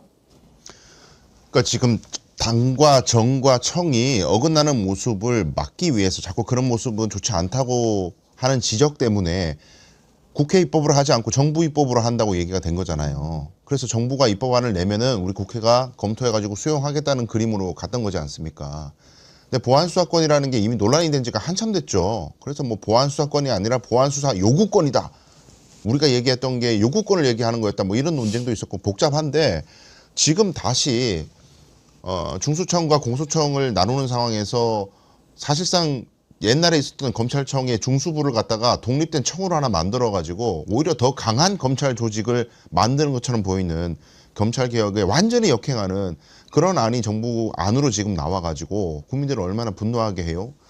좀 전에 이재명 대통령께서 이제 언론 공지를 하신 것으로 이제 속보가 나왔는데 검찰개혁 보안수사권 문제는 당에서 논의를 먼저 하고 정부가 그 의견을 수렴하라라고 지시를 하셨다고 합니다. 일단은 대통령이 가르마를 타줬죠. 그렇죠. 이거 정말 중요한 부분이었어요. 이게 희미하면은요 이재명 대통령의 검찰개혁에 대한 의지를 왜곡하는 사람들이 나타난단 말이에요. 지금요 정성호 장관이 저렇게 애매한 태도를 취하면 국민들이 어떻게 생각하냐면 그래도 정성호 장관하고 이재명 대통령이 보통 사이가 아니라고 하고 이재명 대통령이 임명한 장관인데 저것이 혹시 이재명 대통령 뜻 아닐까? 그렇죠. 이렇게 생각하게 되는 거죠. 그러니까 이재명 대통령이 달라졌나? 이제 집권했으니까 검찰을 손아귀에 넣을 수 있으니까 검찰을 살려가지고 뭘 좀 해보려고 생각하나? 이렇게 생각할 수도 있는 거 아닙니까? 저는 뭐 이재명 대통령이 오늘 메시지를 적절한 시점에 잘 내주셨다고 생각합니다. 사실 당도 당이지만 언론 등을 통해서나 회의의 영상만을 보고 판단할 수 있는 일반 국민들과 지지자들 입장에서는 이게 상당히 혼란스러운 거거든요. 특히 정성호 장관의 발언을 두고 여러 가지 해석이 나오고 있는 상황에서 대통령의 가름을 딱 타주셔야 지지자들이라던가 국회의원들이라던가 당 지도부라던가 이런 데서 여러 가지 잡음이 나오는 듯한 모양을 빨리 가라앉히고 당에서도 조금 더 신속하게 중지를 모으고 조국혁신당을 비롯한 다른 야당과도 이 문제에 대해서 심도 있게 빨리 논의를 해서 제대로 된 안을 만든다. 이런 차원의 국회 차원의 논의가 될 수 있다고 봅니다. 오히려 대통령이 더 확실한 의지를 보일 필요도 있지 않습니까? 정성호 장관을 잘라불든지. 그 정성호 장관 자른 것까지 제가 말씀드리기 좀 그렇긴 한데요. 저희가 방송 들어오기 전에도 이 공소청하고 중수청 분리하는 문제에 대해서 얘기를 좀 나눴었거든요. 근데 기존하고 뭐가 달라졌을까? 수사와 기소를 분리한다고 하는데 실질적으로는 검찰청을 하나 더 만드는 거 아닐까? 이런 걱정을 했어요. 그러니까 지금 검사들이 그러니까 수사를 담당하고 있는 중수청으로 잘 안 갈 가능성이 있고 그러면은 일반 국민들한테까지 각종 사건들이 지체되면서 피해를 입힐 수 있다. 이런 걱정 때문에 지금 불가피하게 사법수사관하고 전문수사관을 나누는 이런 형태의 중수청을 구성한 거 아닌가 그런 생각은 하고요. 그건 좀 저는 어느 정도 10분 이해하는 측면이 있는데 다만 지금 설계해 놓은 걸 보면은요. 검찰을 두 개로 쪼개 놓은 것 같은 느낌? 특수부를 하나로 분리해 가지고 청으로 하나 만들어 놓은 것 같은 느낌을 받는다는 거예요. 이렇게 되는 거예요. 지금 공소청하고 중수청을 만들잖아요. 공소청은 기소만 담당하는 기관이에요. 그리고 중수청은 수사만 담당하는 기관인데 현재 있는 검찰청에 있는 검사들이 양쪽으로 나눠져요. 나눠져서 가는데 중수청에 있는 사법수사관이 검사거든요. 그 검사란 사람이 영장을 청구할 때는 또 공소청에 있는 검사한테 영장을 청구할 수 있는 권한을 주게 만들어 놓은 거예요. 그럼 이쪽에서는 신청하면 공소청에 있는 검사가 영장을 청구할 수 있도록 이렇게 구조를 만들어 놓은 거거든요. 그럼 양쪽 다 수사에 관여를 할 수밖에 없는 상황이고요. 수사 기소를 분리했다 하더라도 기소를 전담하는 공소청에 만약에 보안 수사권을 주면은 여기서도 수사를 할 수 있게 된단 말이에요. 그러니까 양쪽에서 수사가 가능한 조직이 돼버리면 그러면은 쪼개는 의미가 전혀 없거든요. 그럼 언제든 정권이 바뀌면은 야 그냥 같이 다시 합쳐. 어차피 건물을 지금 다 따로따로 지어가지고 나갈 수도 없는 상황이니까 층으로 분리해가지고 공소청, 중수청으로 나뉠 가능성이 있거든요. 야 그럼 같이 왔다 갔다 아래 위로 올라가고 내려가고 하면서 같이 협조해가지고 사건 처리해 이렇게 해버리면은 기존 검찰하고 다를 게 하나도 없는 조직이 되는 거 아닌가? 너무 안정을 추구하다가 이게 개혁이라는 가치를 상실해버린 거 아닌가라고 하는 걱정이 든다는 거죠. 박은정 의원이 지적한 형사소송법 196조가 상당히 의미가 있는 겁니다. 그게 뭐냐면 그 형사소송법 196조는 검사는 범죄 혐의가 있다고 사료하는 때에는 범인 범죄 사실과 증거를 수사한다. 이렇게 돼 있어요. 이걸 없애지 않으면 어떻게 됩니까? 법에 검사는 이렇게 돼 있으니까 나 검사니까 이 조항에 근거해서 누구든지 수사할 수 있고 누구든지 봐줄 수도 있고 범죄 혐의가 있는지 없는지 전적으로 검사 판단에 달려 있다는 거죠. 이게 마치 알라딘의 마법 램프와 같은 거예요. 검사한테는. 이걸 없애야 검사가 수사를 못하게 그렇게 하는 것 아니겠습니까? 그런데 이거를요 가만 놔두면 어떻게 됩니까? 법을 만들어도 그 꼬투리를 하나 잡아가지고 이용해 먹는 것이 검사 새끼들이에요. 한동훈이가 어떻게 했습니까? 뭐 하나 이렇게 딱 해가지고 거기에 엮어가지고 다 또 하지 않았습니까? 그거를 싹을 잘라버려야지요. 어제 강덕수님께서 카페에 이런 글을 올리셨어요. 어제 정성호 장관의 검찰개혁안 국회 발언을 보고 소름이 돋았습니다. 이재명 정부의 검사는 다르다? 여러분도 그렇게 생각하십니까? 저는 어제 정성호 장관의 말을 듣고 마치 문재인 때 윤석열을 보는 것 같았습니다.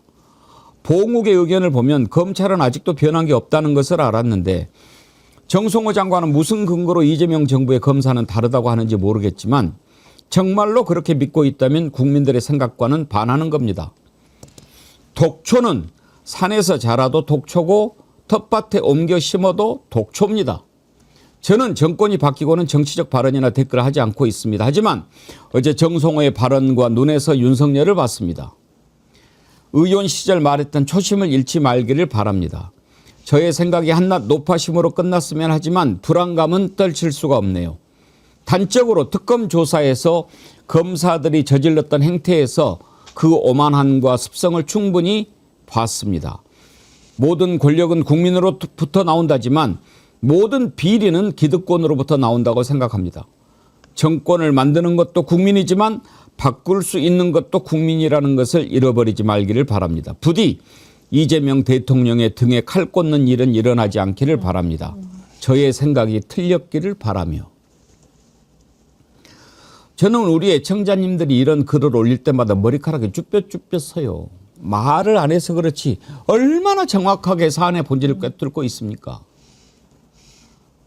바로 그 부분입니다. 독초는 산에서 자라도 독초고 이걸 갖다가 텃밭에 옮겨 심어도 독초다. 검찰이 그 사이에 바뀐 게 뭐가 있습니까?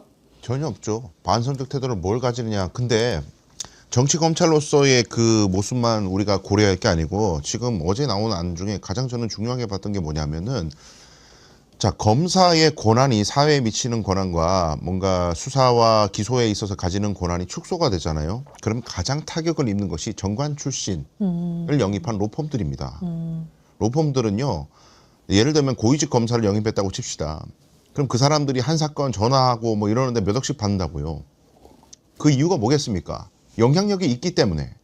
그 고위직 검사가 수사 담당자와 통화를 하거나 변론을 했을 때 큰 영향력이 미치려면 어떻게 되겠어요? 그 수사 담당하고 있는 검사가 힘이 있어야, 그 권한이 있어야 다른 사람을 타고 들어와서 그 사람을 조정해가지고 뭔가 원하는 결과를 만들어낼 수가 있는데, 지금 검찰개혁 결과 검사가 별로 가지고 있는 권한이 없다면, 매우 축소된다면 검사를 무서워하지 않는 상황이 되잖아요. 그러면 고위직 검사 출신 변호사들이 할 수 있는 일이 현격히 준단 말이에요. 그러니까 기존 질서를, 이 거대한 이 사법개혁과 검찰개혁이 이렇게 맞물리는 거예요. 이 상황을 타파하려면 반드시 기존 질서들을 완전히 넘어서는 사고를 해야 되는데, 수사사법관이라는 그 용어에서 제가 좀 경악을 금치 못했던 건, 수사사법관의 자격이 읽어보니까 판사, 검사 2년 이상 경력의 변호사예요. 결국 뭐냐, 사법자 붙인 게 원래 중수청에는 수사관만 있어야 되는데 그 수사관도 그냥 수사관하고 수사사법관하고 나누자는 얘기 아닙니까? 결국 사법시험 붙은 사람들만 따로 좀 신분을 만들어주자는 거예요. 법조인은 다르다. 일반 수사관하고 다르다. 검사가 왜 중수청에 안 가려고 한다는 거예요? 아니, 전문성 가지고 있는 기업범죄나 여러 가지 전문성 가지고 있는 법조인은 아니나 뭐 경찰이라든지 사법시험은 안 붙었지만 그냥 그 분야의 전문성을 가지고 있는 수사관하고 내가 법관으로서 지금 저 사법시험을 통과한 사람하고 같이 취급하면 거길 가겠냐. 좀 위에 올려줘야지. 지휘도 좀 하고 감독도 하고 법 모르는 사람들만 가지고 무슨 수사를 해. 이게 뿌리 깊은 검찰주의적 생각이라니까요. 법을 알아야만 수사할 수 있다는 것은 오만이에요. 공소청이 존재하잖아요. 공소청이 법적인 관점에서는 조언을 하는 겁니다. 수사하는 사람들에게 의견 교류를 하면서 그 부분은 처벌하는 법조항이 없기 때문에 그 부분은 수사할 실익이 없어요라든지 이런 의견 교류를 할 수 있는 거예요. 그런데 중수청 안에 꼭 사법시험을 붙고 변호사 시험을 붙은 사람이 있어야 하고 그 사람들이 지휘하고 권한이 있어야 된다고 생각하는 그것이 뿌리 깊은 권위주의 의식, 특권 의식 플러스 자기들이 가지고 있는 경제적인 이권까지 연결되어 있는 거라고 저는 생각해요. 검찰이 검찰이지 이재명 검찰이 다릅니까? 정성호 장관이 그런 인식을 갖고 있다면 정말 잘못된 겁니다. 어제 그런 얘기를 했어요. 김용민 의원 질의 때 들어보시죠. 지금 보니까 개혁안을 만드는데 검사들이 다 들어가 있어요. 이게 개혁의 주체가 아니라 개혁을 방해하는 세력들이 검찰 개혁안을 만들건 아니냐라는 국민들의 우려가 큽니다. 중수청의 이원 조직 등등 검찰청을 새로 이식해서 오히려 증폭시키는 이런 법에 대해서는 정부도 국민의 목소리를 듣고 수정해야 됩니다. 검찰이 독재하고 함부로 반란 일으키고 난을 일으켜서 대한민국 국민주권을 좌지우지했어요. 그리고 그 정점했던 사람이 비상경 선포하고 내란 저질렀단 말이에요. 아니 정권이 바뀌어갖고서 이재명 정부의 검찰은 그렇지 않습니다. 지금 있는 검찰의 구성은 모두가 범죄자다 하는 이런 시간은 갖지 않았으면 좋겠습니다. 받아들이기 힘듭니다. 이재명 정부의 검찰은 그렇지 않다? 그러면 또 그렇게 놔뒀다가 어떻게 하라고? 정성호 장관 절대 저런 생각을 가지고 있어서는 안 됩니다. 근데 정부가 바뀐다고 기존에 가지고 있던 기득권 카르텔이 저절로 무너지지 않습니다. 개개인의 문제라기보다는 검사들이 가지고 있는 카르텔, 기득권 구조, 상하관계, 그동안 잘못됐던 악습이 그대로 남아있는 상황에서 좀 뭔가 정부에서 새로운 안을 낼 것으로 예상했는데 지금 보니까 너무 어이없는, 이거 용두삼이도 아니고 계약 수준의 안이 나왔기 때문에 많은 시민들이 깜짝 놀래고 민주당의 의원들도 지금 반발하고 있는 것이고요. 제가 이 말씀을 꼭 드리고 싶습니다. 제가 오늘 여러 사람들하고 좀 얘기를 해봤거든요. 우리 당에 있는 분들, 다른 당에 있는 분들. 이거 검사들이 아지트만 옮겨놓은 거 아니냐. 아지트를 A에서 B로 옮기다고 검사들이 바뀌느냐. 이거 사실상 검찰 기득권 카르텔 더 다른 방법으로 강화해 주는 거 아니냐. 중수청, 특수부 그대로 갖다 놓는 거 아니냐라는 반발이 곳곳에서 일고 있습니다. 그래서 너무 안타까운 현실입니다만은 아무리 우리가 각 정당이 지방선거를 준비하느라고 바쁜 기간이라 하더라도 이것은 부득이하게 국회 입법안으로 가는 것이 오히려 제대로 된 안이 나오는 것이 아닐까, 이런 의견들이 많은 것으로 보입니다. 슈크림님, 호박에 색칠한다고 수박 되냐? 수박을 수확하려면 수박씨를 심어야지. 일단 이재명 대통령이 확실하게 가르마를 탔으니까 다시는 저 부분과 관련해서 잡소리가 안 나왔으면 좋겠습니다. 정성호 장관 절대 저렇게 생각하면 안 됩니다. 저 발언 취소해야 합니다. 우리가요, 다선 의원 하면, 물론 다선 의원은 국민들로부터 여러 번 선택을 받았기 때문에 그 부분 인정하지요. 그만큼 할 만했으니까 국민들이 여러 번 선택하지 않았겠습니까? 그런데 다선 의원이 되면 또 어떤 부작용이 있냐면, 너무 좋게 말하면 스펙트럼이 넓어진다고나 할까요? 선악의 경계가 좀 애매해지는 경우가 있어요. 그 초심을 지켜야죠. 저는 김병기도 그런 사례라고 봅니다. 여러 번 되면서, 아니 어떻게 지금 이런 시국에 그야말로 상종을 할 수 없는 자들인데 내 잘못 불리한 것을 감추기 위해서 국힘의원한테 전화해가지고 야 경찰 좀 저기 좀 하게 해줘, 이렇게 부탁을 합니까? 그야말로 그것은 영혼을 파는 거 아닙니까? 그러니까 그런 태도들이 왜 나옵니까? 다선이요, 그만큼 본인이 나는 다선을 하면서 때가 많이 묻었다, 나 아주 더러운 자야, 내가 매일 씻어도 그 때를 벗기기 힘든 거라는 것을 일단은 인정을 하고 들어가야 합니다. 그렇지 않고는 절대 낮아지지 않습니다. 그 교만이 내가 아무리 겉으로 아닌 척해도 드러나거든요. 사람들이 이번에 김병기 하는 거 보면서 그런 얘기를 많이 해요. 너 걷는 것부터 그랬어. 국민들은 그런 걸 보거든요. 꼭 윤석열 같이 걷네? 이런 얘기 하잖아요. 지금 민주당이 똘똘 뭉쳐서 개혁을 향해서 앞으로 나가도 부족할 판에 이렇게 뒷걸음질 치게 만든 자가 누굽니까? 그 당의 원내대표까지 했던 자가 이렇게 비루한 모습으로 이제 와서 제명을 당할지언정 탈당은 하지 않겠다, 그런 얘기하고. 어제 윤리심판원에서 제명 의결했지요. 꼭 그렇게까지 가야 합니까? 바로 나와가지고 재심을 청구하겠다고 하는데 한번 김병기 의원의 얘기 들어보죠. 페이스북에 올렸죠. 나오자마자 즉시 재심을 청구하겠습니다. 의혹이 사실이 될 수는 없습니다. 한 달만 기다려달라는 요청이 그렇게 어려웠습니까? 이토록 잔인한 이유가 뭡니까? 잔인? 누가 잔인합니까? 꼭 말도 윤석열 같이 합니다. 지금 누가 잔인합니까? 한번 새로운 진짜 대한민국 만들어보자 하는 국민 가슴에 소금을 뿌린 것이 잔인한 겁니까? 어떤 게 잔인한 겁니까?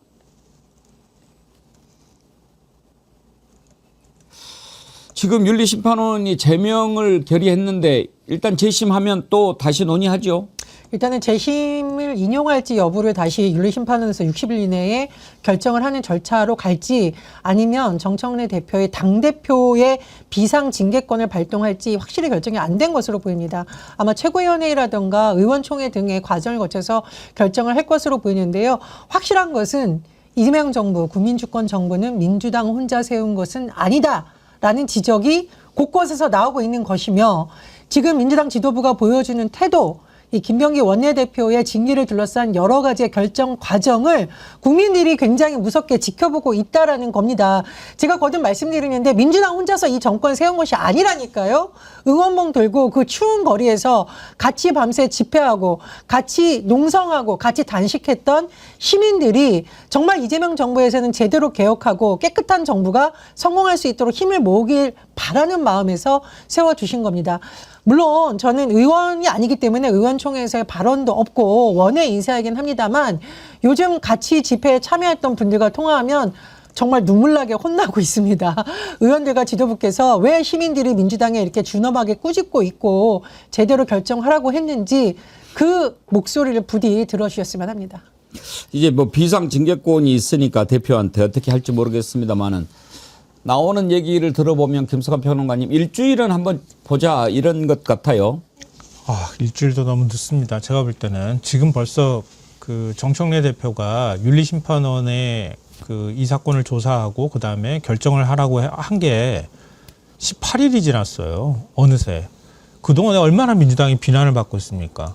그런데 윤리심판원에서 제명 결정 나오자마자 지금 다시 이건 말도 안 된다 그러면서 지금 그 재심 신청을 했잖아요. 근데 재심 신청하면은 그 이후 절차가 지금 중단된다고 합니다. 그러니까 윤리심판원에서 최고위에 보고를 해야 되는데 보고를 하지 못하도록 한다 그러거든요. 재심 신청을 하면. 그러니까 일주일 동안 보고하지 못하는 절차가 있기 때문에 당 최고위나 당 지도부 차원에서 비상징계하기도 굉장히 어렵게 지금 만들어 놓은 거예요. 그럼 시간이 또 뒤로 밀린다는 뜻이거든요. 이건 지금 오도 가도 못하는 상황에 처할 가능성이 굉장히 높고 만약에 그렇게 해서 제명 결정을 당 지도부가 한다 하더라도 제가 볼 때는 김병기 이 사람의 성향으로 보면 법원으로 끌고 갈 가능성이 농후하다고 생각해요. 그러면 또 시간이 또 지나가는 거예요. 이런 방식으로 지금 가는 겁니다. 그러니까 어쨌든 끝이 보이는 거예요. 제가 볼 때는. 이 사람은 계속 이렇게 갈 가능성이 높거든요. 이럴 때 어떤 리스크를 감수하더라도 당 지도부가 얼마나 단호한 결정을 하는가가 매우 중요하다. 오히려 그렇게 해서 끌려다니지 않겠다고 하는 의지를 보여줘야 그래야 그 이후에 너저분하고 지저분하게 대응하는 것도 하기가 어려워진다고 생각합니다. 아무튼 빨리 결단을 내리기를 바랍니다. 앞으로 가야 됩니다. 지금 국힘당 하는 거 보십시오. 뭐 이름 바꾼다고 날지를 떠는데 좋은 이름들 이미 우리가 다 줬는데 뭘 그거 바꾸면 뭐 달라집니까? 아무튼 오늘 윤석열이 이제 구형은 내려질 거다 강수영 변호사님이 전망하셨는데 일단 뭐 몇 시간을 끌더라도 오늘은 하겠죠. 내일 이 시간에는 윤석열 사형 구형 놓고 한번 이런저런 얘기를 해보도록 하죠. 우리가 제가 항상 말씀드리죠. 지치지 말아야 합니다. 지치면은 집니다. 저들이 노리는 게 바로 그런 거니까요. 제가 새해 들어서 우리 패널 분들께 이 홍삼 100년 진고 이거 좋은 거였는데 비싼 거요. 근데 내가 하나씩 드리는 겁니다. 오. 왜 드리냐? 힘내시라고. 이거 지금 까서 한 숟갈을 드셔봐요. 예. 저는 그리고 차도 한 잔씩 우리가 준비해 왔는데 차도 드시고. 이거 제가 선물로 드리는 이유는 힘내시라고 드리는데 조건이 있어요. 오늘부터 일주일간 매일 드세요. 그거는 저하고 약속을 지키세요. 그리고 나서 다음 주에 효과를 얘기해 주세요. 알겠습니다. 지금 한번 떠서 드셔봐요. 제가 근데 이거를 왜 이제 여러분들 힘내시라고 드리기도 하지만 우리 애청자님들 이거 정말 좋은 거 알고 같이 좀 건강해졌으면 하는 차원에서 계속 말씀드리는 거예요. 이 더 나은 100년 진구는 일반 시중에서 나오는 홍삼 제품보다 우리 강수영 변호사님 한번 드셔보세요. 제가 쉬니까 제가 권합니다. 근데 말아가지고 그 숟가락은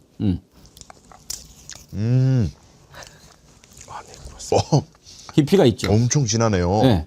달지도 않고 네. 너무 좋다. 우와. 근데 이제 그 차로 마셔도 되고 그렇게 떠서 드셔도 되는데 그 차는 제가 타온 거거든요. 집에서 꿀을 좀 넣어가지고 드셔보세요. 와. 힘이 나시죠? 네. 네. 그 시야가 밝아지는 느낌이에요. 일주일간 네. 쭉 드셔보세요. 그러면 정말 좋은 것을 느끼실 수 있습니다. 좀 기분이 안 좋았는데 좀 풀어졌습니다. 예. 어렸을 때 동네 한약방 있었거든요. 네. 한약방 문 딱 열었을 때 냄새가 확 나잖아요. 네. 딱 그 맛이에요. 예. 그러니까 이게 보면은 아주 오묘하게 막 이렇게 쑥향도 들어있고 뭐 그러는데 뭐 쑥향이 나네. 그런데 보니까 이 쑥이 또 들어있더라고요.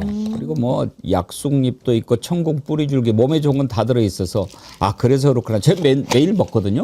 그러니까 아주 저 건강을 이걸로 유지한다. 그래서 제가 항상 여러분들께 드리고 또 하나 안주로 그 육포 제가 또 저 여러분만 특별히 드리는 건 아니고 우리 패널분들한테 다 드리고 있어요. 그러니까 까서 하나 드세요. 그것도. 감사합니다. 이거 어젯밤에도 이렇게 TV 보면서 그거 하나 순삭했는데 제가 방송 시작할 때부터 계속 관심사였거든요. 이거 까게 해주시나 아니면 그냥 이렇게 들게만 해주시나. 드시라 그러면 나한테 근데 정말 제가 지금까지 먹어본 육포 중에 최고예요. 그래서 자신 있거든. 안 딱딱하네요. 저 육포 딱딱해서 별로 안 좋아하거든요. 네. 되게 부드럽네. 이가 약한 분도 드실 수 있을 정도로. 치즈 육포도 있어요. 치즈가 들어있는 치즈 육포. 세 가지 맛이 있어요. 오리지널 육포, 매운맛 육포, 그다음에 치즈 육포. 야 이거 어떻게 이렇게 부드럽지? 맛있게 드십시오. 빅마우스님, 백년진고 계속해서 먹고 있어요. 잘하셨어요. 그렇게 드시면 아주 힘나실 겁니다. 정어리몰에서 이 육포 드시고 너무 좋아하는 분들이 많으신데 리뷰도 이제 막 올라오더라고요. 리뷰 좀 소개해 드릴까요? 부드럽고 너무 맛있어요. 매콤한 게 그냥 순삭입니다. 너무 맛있게 잘 먹었어요. 부드럽고 맛있네요. 세 가지 맛이 다 부드러워요. 매콤하니 손이 자꾸 가서 큰일이네요. 완전 새우깡이죠.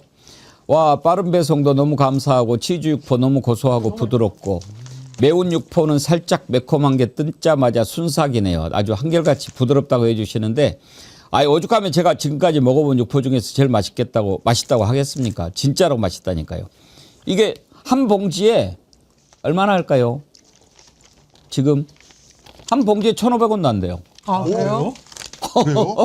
그래서 어제 어떤 분이 정어리몰인 부자인가 보다. 어떻게 이 가격에 주냐. 그랬다니까요. 이게 20g당 단백질이 6g이나 들었어요. 그래서 제가 사실 저희 엄마한테 맨날 계란을 먹든 고기를 먹든 단백질을 먹으라고 하는데 계란도 먹기 싫고 고기도 드시기 싫다는 거예요. 그래서 근데 이게 어른들이 드실 수 있는 아주 간식으로 맛있어요. 되게 좋을 것 같아요. 우리 김병주 의원님도 육포 좋아하세요?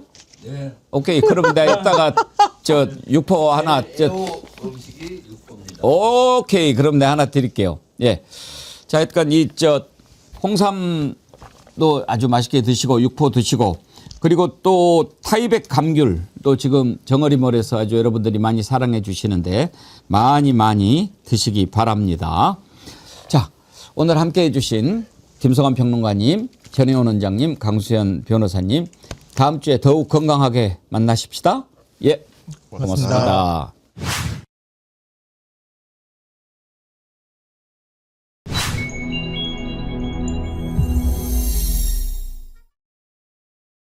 좀 더 오래 보고 싶었는데 우리 주블리 김병주 의원님 어서 오십시오. 네, 감사합니다. 오늘 새벽입니까? 어제 새벽. 어제 새벽에. 어제 날씨가 너무 추웠는데. 네. 네. 아이고 네. 수고하셨네요. 아이고 맨날 뭐 새벽에 저는 저런 활동을 하고 있습니다. 민생 현장을 체험하면서 또 문제점을 발견하고 또 그 자리에서 해답을 줄 수 있는 건 주고 예. 해결하는 거죠.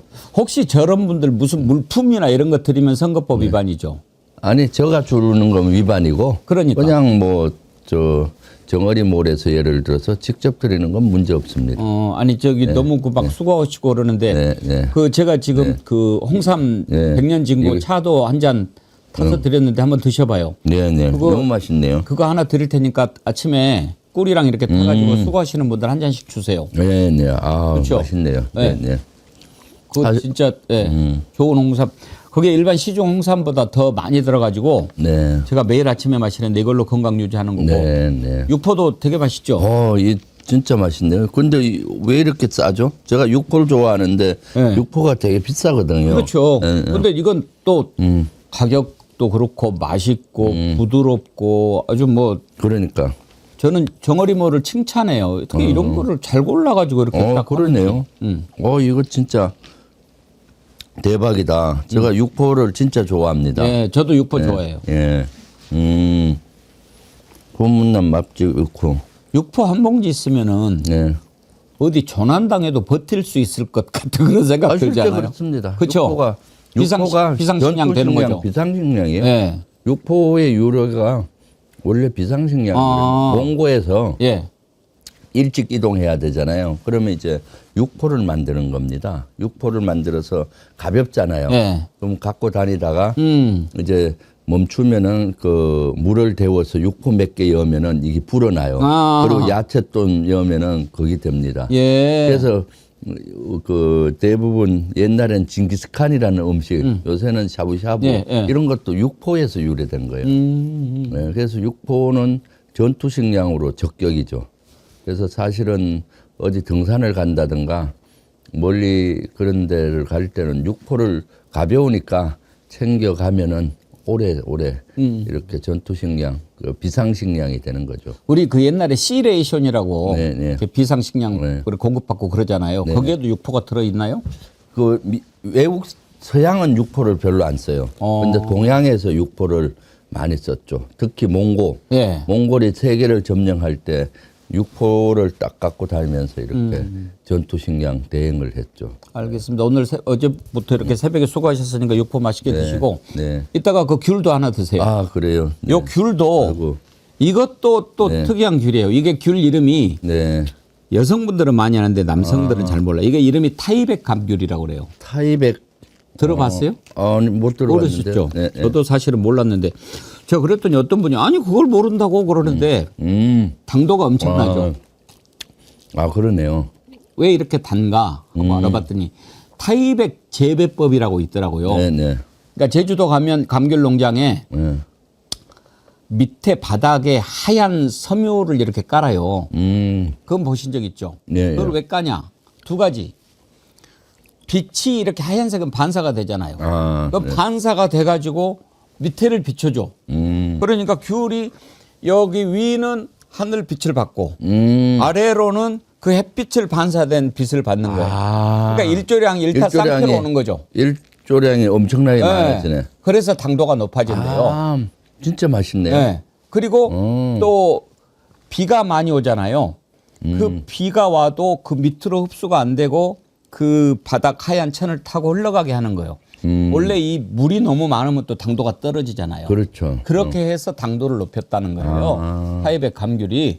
저도 네. 이번에 유식해졌어요. 네네. 그래서 이게 당도가 보통 당도가 아니에요.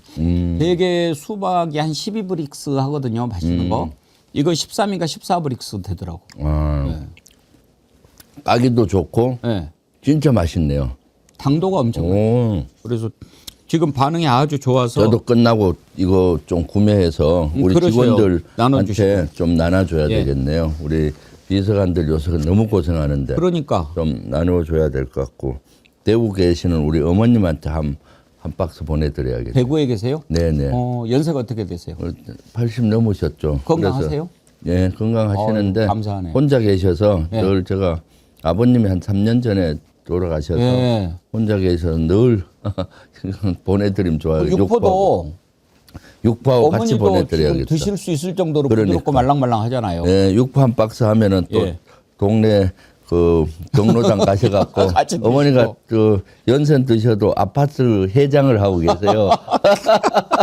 그래서 아파트 사람들 모였을 때 대구에서 하시게 좀 많이 드려야겠네요. 그 어머니의 그 아들입니다. 아이 그 연세 회장을 하고 계세요. 어머니도 리더십이 있으신 거죠.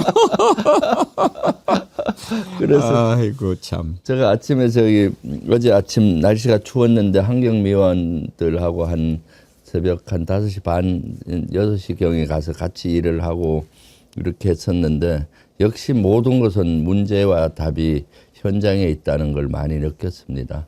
그 별내동 그 넓은 데를 미화 환경원 6명이 담당을 하시더라고요. 예. 그리고 여러 가지 휴식 공간도 없고 그래서 그런 것들을 시의원, 도의원들하고 해서 마련해 줘야 되겠다는 것도 수당 문제라든가 또 인원도 좀 늘려야 되고 특히 도로에서 정수할 때 위험하잖아요. 그래서 2인 1조가 해야 되는데 예. 각 지역 여러 마을을 한 명이 담당하니까 그게 안 되더라고요. 그래서 참 그런 문제를 해결하기 위해서 노력하고 있죠. 네. 예, 맛있게 많이 드시고 지난주에 우리 그 영웅본색 네, 참 네. 많은 분들이 좋아해 주셨는데 네. 김병주 의원님 선글라스가 제일 멋있다고. 네. 근데 우리가 이번 주 목요일은 네. 시간을 옮깁시다. 그렇죠. 8시로. 8시가 좋죠. 예, 7시에 했더니 이제 우리는 저 또 의원님들 시간도 이렇게 있어서 했는데 보니까 저는 그 다른 뉴스 안 보고 JTBC하고 MBC만 보거든요. 이제 공부해야 되니까. 네. 근데 JTBC가 6시 반 좀 넘어서 하고 MBC가 7시 40분 좀 넘어서 이렇게 하는데 네. 그 시간대다 보니까 네. 지금 우리 애청자님들도 주로 그걸 많이 보시니까 또 그때가 퇴근 시간이기도 해요. 네, 시간대 겹치니까. 네네. 6시에 통상 퇴근하면 예. 집에 도착 못하는 시간이고. 또 일찍 오신 분들은 또 식사하신 시간이고. 네. 그래서 8시에 네. 너무도 늦어도 그러니까 8시에 하는 걸로 하죠. 네. 이번에도 네. 그 멋있는 선글라스하고 네. 버버리 알겠습니다. 챙겨오시고 막내 비서관 이제 우리 막도 선글라스 있어야 되겠는데요. 네. 젊은 친구가 뭐 이렇게 눈이 약해요? 최근에 라식 수술을 해서 아. 눈이 그 좋은데 라식 수술해서 아직 강한 빛에 약한. 근데 그 막비 물건입디다. 대단합니다. 네. 진짜 막비를 보면은 네. 우리 대한민국 미래가 맑다. 우리 아마 홍보계의 최고예요. 그러니까요. 25살 청년인데 이미 중학교 때부터 그 광화문에서 박근혜 탄핵 때 그 연사로 올라가서 연살에서 많은 청중들을 가슴 뛰게 하고 탄핵을 주도했거든요. 예. 그리고 이번에 윤석열 탄핵 때도 단상에 올라가서 또 했어요. 그랬더니 그때 팬들께서 기억하고 계시더라고요. 막비 너무 잘 컸다라고 이렇게. 네. 하긴 뭐 사자 새끼, 호랑이 새끼가 또 뭔가 남다르죠. 네. 그러니까 또 훌륭한 네. 또 비서관이 앞으로 또 좋은 정치 잘 배워서 네. 큰 인물이 될 수 있도록 키우는 것도 네. 또 의원님이 해야 될 일이죠. 그렇습니다. 예. 그래서 이재명 대통령도 막비 실력을 알아요. 어떻게 알아요? 그렇죠. 막비를 알고. 네. 제가 몇 분 말씀을 드렸고 네. 그때 강화문 때도 막 나가서 연사로 하고 뭐 그러셨죠. 그리고 예. 나중에 대표 대선으로 가기 전에 경선 과정이 있잖아요. 예. 대선 경선. 그때는 대표직을 그만두고 또 가시는데 막비가 그 캠프 들어가서 홍보 담당을 했어요. 그런데 뭐 쇼츠 같은 거 만들면은 이재명 그 당시 후보 너무 좋아하는 거예요. 그래서 막비를 청와대 대통령실로 데리고 가려고 그런 거 제가 억지로 막았어요. 제가 스카우트하고 싶었는데. 이재명 대통령도 인정하는 전종호예요. 진짜 그때 야 전종호 그거 잘하더라 뭐 이런 거 있잖아요. 그 쇼츠를 그때 한번 만들었는데 경선하려면은 전화를 받아줘야 되잖아요. 경선 그거를 이제 그 패러디 비슷하게 해서 전화 프로그램을 했어요. 전화 전화 받아 주시옵소서. 전화 받으라고. 얘기 되네. 네, 금방 이해하잖아요. 전화 받아 주세요가 아니라 그 역사 사극을 인용을 해서 딱 하는데 그런 것들 보고 그 당시 이재명 후보께서 야 놀랍다 재치와 이런 것들. 네, 그리고 그 막비가 하라 그런 대로 그 당시 이재명 후보님이 따라서 또 그런 걸 해주셨고요. 네. 그게 저는 그렇게 말씀하시니까 기억나는 옛날 그 광고 공익 광고인데. 네. 막 그 앰뷸런스 소리 에요 이 소리가 들려요. 그러면서 한 사람이 완전히 피투성이가 돼가지고 앰뷸런스에서 내려. 그래가지고 그 베드에 이렇게 눕혀가지고 이제 수술실로 막 달려가는데 뒤에서 엄마가 따라오면서 경제야 막 이렇게 울어요. 그러면서 뒤에 경제를 살립시다. 아, 그렇구나. 그런 네, 광고 네. 하나 있었어요. 네, 네, 되게 네. 재밌었어요. 아, 그렇죠. 네. 전화하니까 그 생각. 네, 네, 네.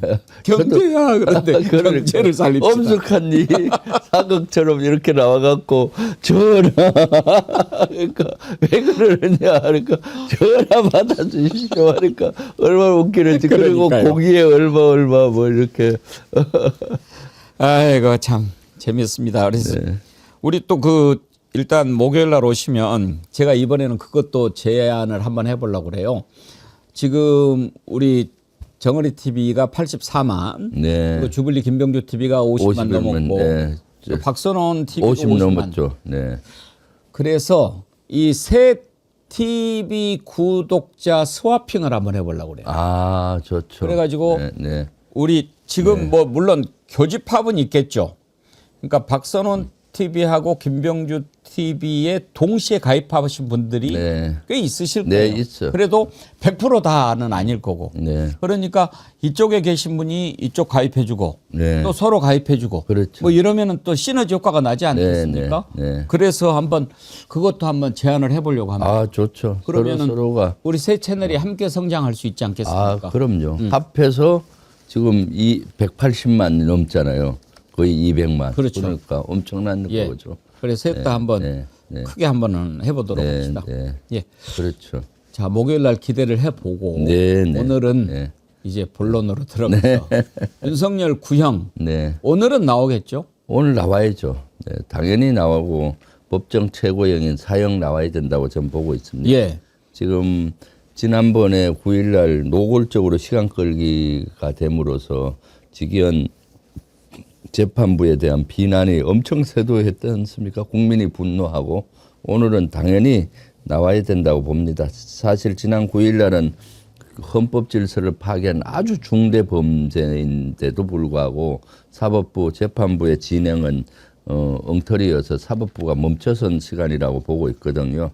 오늘 다시 이것이 연기된다면은 국가기강이 붕괴된다고 봐요. 그래서 당연히 나와야 되는 거고. 그래서 오늘 아침에도 제가 우리 내란 특검 대응위원회 차원에서 제가 위원장인데 서미아 의원하고 네 분의 의원이 법원 앞에 가서 아침에 일찍 기자회견을 했습니다. 예. 직위원 재판부를 비판하고 그리고 오늘 꼭 법정 최고형 사형을 때려야 된다라고 요구하는 거와 빨리 또 전담 재판부 빨리 가동을 시키다라는 요구를 아침 일찍이 거기 가서 시위를 하고 왔죠. 기자회견도 하셨죠? 네, 기자회견하고 왔습니다. 수용 좋고. 근데 네, 네. 어때요? 지금 일부에서는 오늘 이제 한인섭 교수라고 서울대 명예교수 있지 않습니까? 네, 네. 오히려 무기징역을 때리는 게 더 낫다. 왜냐하면 사형을 하면은 뭐 순교자 코스프레 하면서 더 결집되고 그럴 수가 있으니까 그렇게 논리를 내세우던데 저는 그건 아니라고 생각합니다. 저는 이것은 정치공학적으로나 정치학적으로 봐서는 안 된다고 봐요. 있는 그대로 봐야 되죠. 이것은 역사적인 관점에서 봐야 된다. 정치공학적으로 봐서는 안 된다고 봅니다. 역사적인 관점에서 보면은 내란죄, 나라를 훔친 내란죄는 역적죄입니다. 역적죄는 예전에도 국가를 무너뜨리는 죄이기 때문에 삼족을 멸할 정도로 엄히 처벌을 했거든요. 그래서 역적이나 내란을 막았던 겁니다. 그래서 나라가 유지된 건데 지금 윤석열이가 일으킨 것은 내란죄, 역적죄거든요. 그래서 이것은 정치공학적으로 볼 게 아니라 역사적인 관점에서 법정 최고형 사형을 해서 이것은 단죄를 확실히 해야지. 그럼요. 만약에 뭐 당장 뭐 저쪽이 사형을 하면 순교자 프레임을 해서 뭐 그구들이 응집한다 할 수 있겠죠. 그럼에도 불구하고 이것은 최고형인 사형으로 가야만이 역사가 단죄되고 나중에 우리가 미래 세대에 빚을 안 지는 겁니다. 만약에 어정쩡하게 무기징역하고 뭐 나중에 또 감형이 되고 이렇게 되면은 제대로 단죄되지 못하면은 그 쿠데타의 씨앗이 그대로 남아서 자라서 나중에 미래에 또 쿠데타를 부를 수가 있는 거거든요. 그리고 또 기준점이 되지 않습니까? 네, 네. 지금 네. 이제 윤석열뿐만 아니라 내란 주요 임무 종사한 자들도 다 지금 처단을 해야 되는데 그렇죠. 윤석열을 최고형으로 딱 해놔야 네. 그 다음 자들도 이렇게 딱딱딱 올라가는 건데 당연하죠. 지금 이상민, 한독수 15년씩 구형됐잖아요. 네. 저는 이것도 마음에 안 들어요. 당연하죠. 부족하죠. 예. 이것은 그냥 형사적으로 볼 게 아니잖아요. 나라를 훔친 내란, 나라의 역적죄인데 거기에 뭘 봐줄 게 뭐가 그러니까요. 있습니까? 당연히 법정 최고형인 사형, 내란 수행 사형, 그 밑엔 최소 무기징역으로 가야 되는 거죠. 뭐 복잡할 것도 없는데. 네. 그것도 법 형량이 간단하잖아요. 왜 이렇게 사형과 무기징역, 내란 수행은 두 가지밖에 안 했겠습니까? 그만큼 이것은 국가를 무너뜨리고 국민을 무너뜨리는 거기 때문에 그렇게 중형을 한 거거든요. 물건을 훔치고 뭐 그런 거와는 차원이 다른 겁니다. 예. 이자들 지금 또 뭐 무기징역 뭐 또 이런 이야기 하는 이유로 아니 뭐 한 명도 안 죽었지 않느냐 막 이런 얘기를 하거든요. 그 네. 논리에 대해서는 어떻게 생각하세요? 한 명도 안 죽은 것은 우리 국민과 똘똘 뭉쳐서 막았기 때문에 안 죽은 것이지 무슨 쓸데없는 그런 짓거리를 얘기를 합니까? 그것은 말이 안 되는 거고요. 사실 12.3 내란은 성공할 수밖에 없었는 내란인데 우리 국민들이 또 국회의원들이 민주당 국회의원들이 다 똘똘 뭉쳤고 거기에다가 정어리 TV까지 언론 유튜브까지 똘똘 뭉쳐서 사실 5.18의 그 피해 그걸 너무나 잘 알기 때문에 그 목숨 걸고 막았던 거 아니겠습니까? 그래서 막아진 것이지 만약에 그렇게 깨어있는 우리 국민이 없었다면 또 목숨을 걸고 국회 담장을 넘는 국회의원이 없었다면은 이것은 성공했고 지금은 어떻게 됐겠습니까? 옛날 캄보디아의 킬링 필드가 이루어지는 그 현장이 재현되고 우리 경제는 추락하고 민생은 바닥이고 삶은 40년, 50년을 후퇴하고 그것은 있을 수 없는 거죠. 네. 그렇죠. 그리고 저는 그 이번에 우리 국민들이 막았는데 이번에 이런 이제 정말 일어나서는 안 될 일이죠. 저런 미치광이가 하나 있어가지고 이런 일이 일어났지만 역으로 이제는 절대 대한민국에서는 어떠한 이유로도 이런 짓을 할 수도 해서도 안 되고 해봐야 안 된다 하는 네. 것을 보여준 엄청난 일이었다고 생각하거든요. 네, 그럼요. 그러니까 확실히 보여준 건데 네. 거기에 사법부도 뜻을 같이 해야죠. 당연하죠. 당연하죠. 그래서 오케이 이렇게 쓸데없는 짓을 하면 이건 완전히 네. 뭐 좌우고 우면할 것 없이 사형이야. 딱 네. 이렇게 하는 것을 보여줘야 네. 이런 마음을 아예 안 먹을 거 아닙니까? 그렇죠. 그런 효과도 있는 거 아니겠습니까? 아, 그럼요. 네, 네. 그래서 사형 외에는 다른 선택지가 없다 이 말입니다. 네, 네. 그렇습니다. 저도 적극 동의합니다. 이것은 근데 뭐 선택지라고 하는 건 이제 선고를 사형으로 하냐 안 하냐인데 구형 자체를 사형을 안 한다? 그거는 정말 상상도 할 수 없는 일인데 그런저런 얘기가 나온다는 게 저는 이게 빨리빨리 안 해서 그러는 거 아닙니까? 빨리빨리 안 한 것도 있고 지난번에 내란 특검 제가 방문했을 때 실망을 많이 했었거든요. 예. 내란을 보는 관점 자체가 국민의 눈높이에 못 미치는 거예요. 어떤 우리 점이 국민들은 그렇던가요? 내란은 나라를 무너뜨리는 역적죄라고 보는데 내란 특검에 파견된 검사 출신이나 법조인들 같은 경우 내란을 그 정도로 보지 않는 것 같아요. 사실은 잣대로 보면은 뭐 죽은 사람이 없다, 다친 사람이 없다, 뭐 이런 관점들이 있잖아요. 형사 재판에서는 그런 게 가능하잖아요. 예를 들어 칼 들고 휘둘렸을 때 다쳤느냐, 안 다쳤느냐, 죽었느냐 이런 걸 따지는데 그런 관점에서도 이걸 보는 것 같아서 제가 엄청 분노했거든요. 이거는 나라를 무너뜨리는 죄이고 그 민주주의를 무너뜨리는 죄인데 과거의 역적죄다. 역적은 성공 여부와 관계없이 모두 그 삼족을 멸했다. 그래서 국가가 우리가 5,000년 역사가 유지된 이유가 그거다. 여기 단죄 안 되면 안 되는 것이다라고 얘기했는데 자꾸 법을 다루는 그쪽에서는 형사적인 관점 있잖아요. 예. 살인 미순이 또는 살인을 했느니 의도가 있었느냐 없었느냐 뭐 이런 걸 가지고 따지니 참 너무 한심한 거죠. 저는 제일 황당한 게요. 성공 여부라고 그러셨는데 네. 아니 성공하면 재판을 합니까?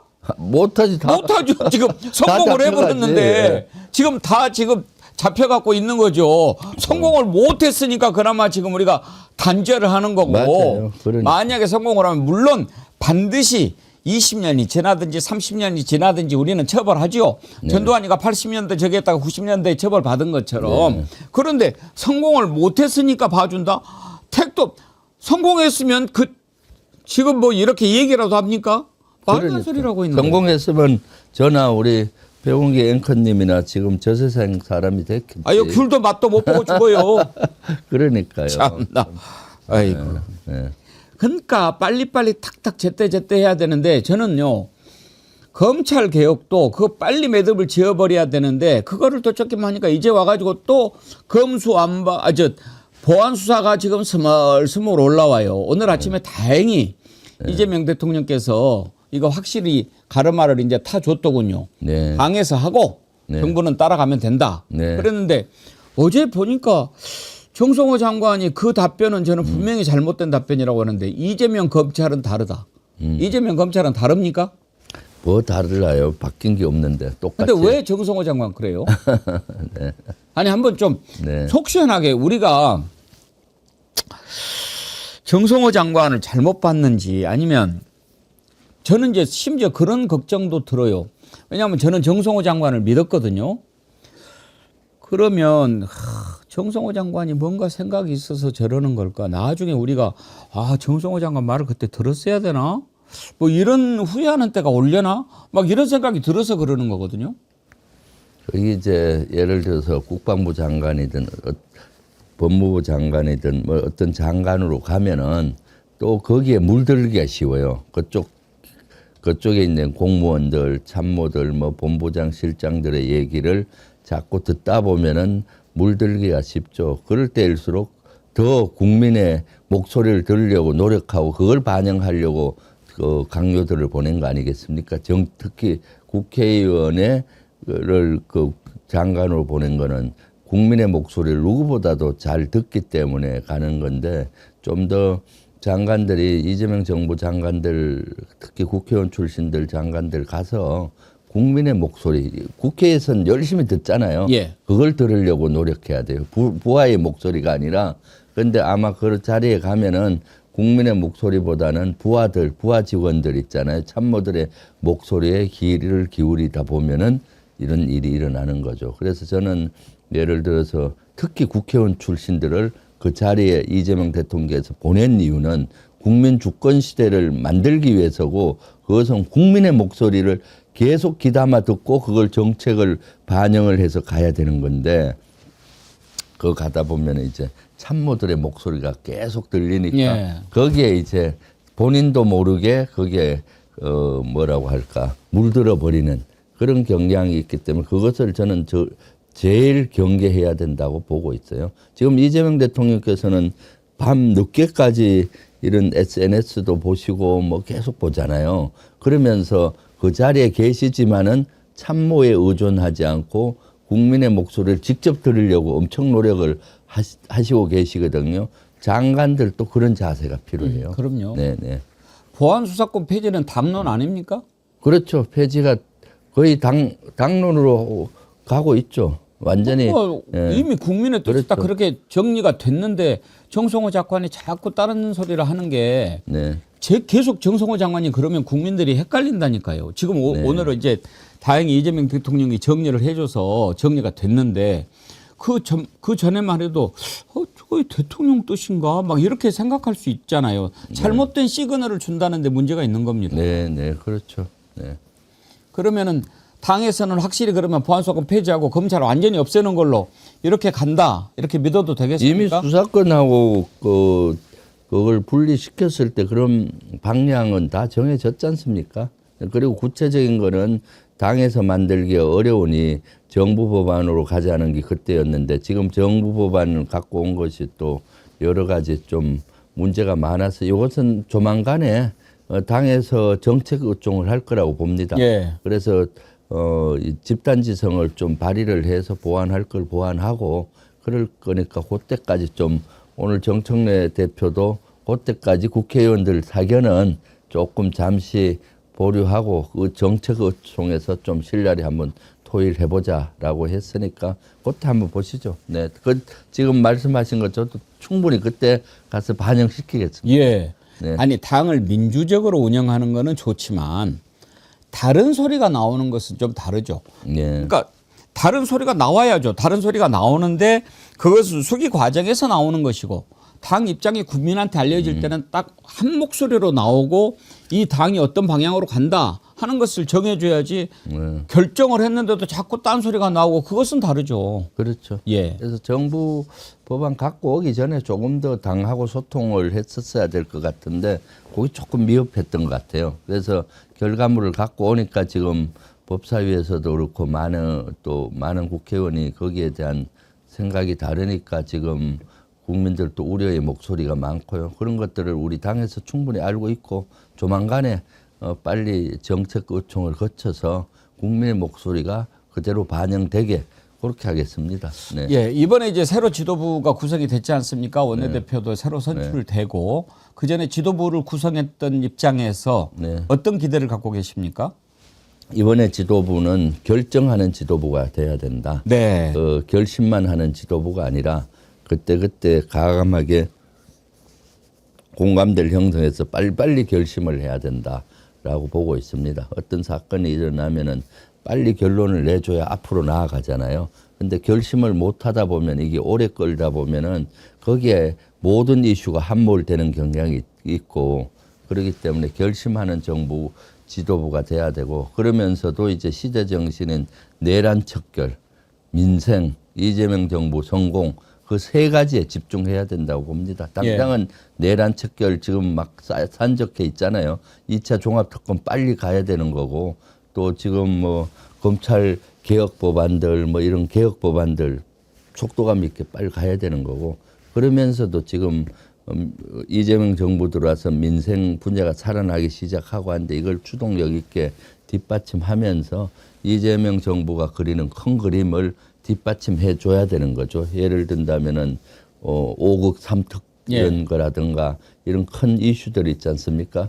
그걸 당이 뒷받침해 주고 그렇게 된다면은 저절로 6.3 지방선거는 우리가 압승할 수 있습니다. 이 세 가지를 완벽히 해낸다면은 네네. 예.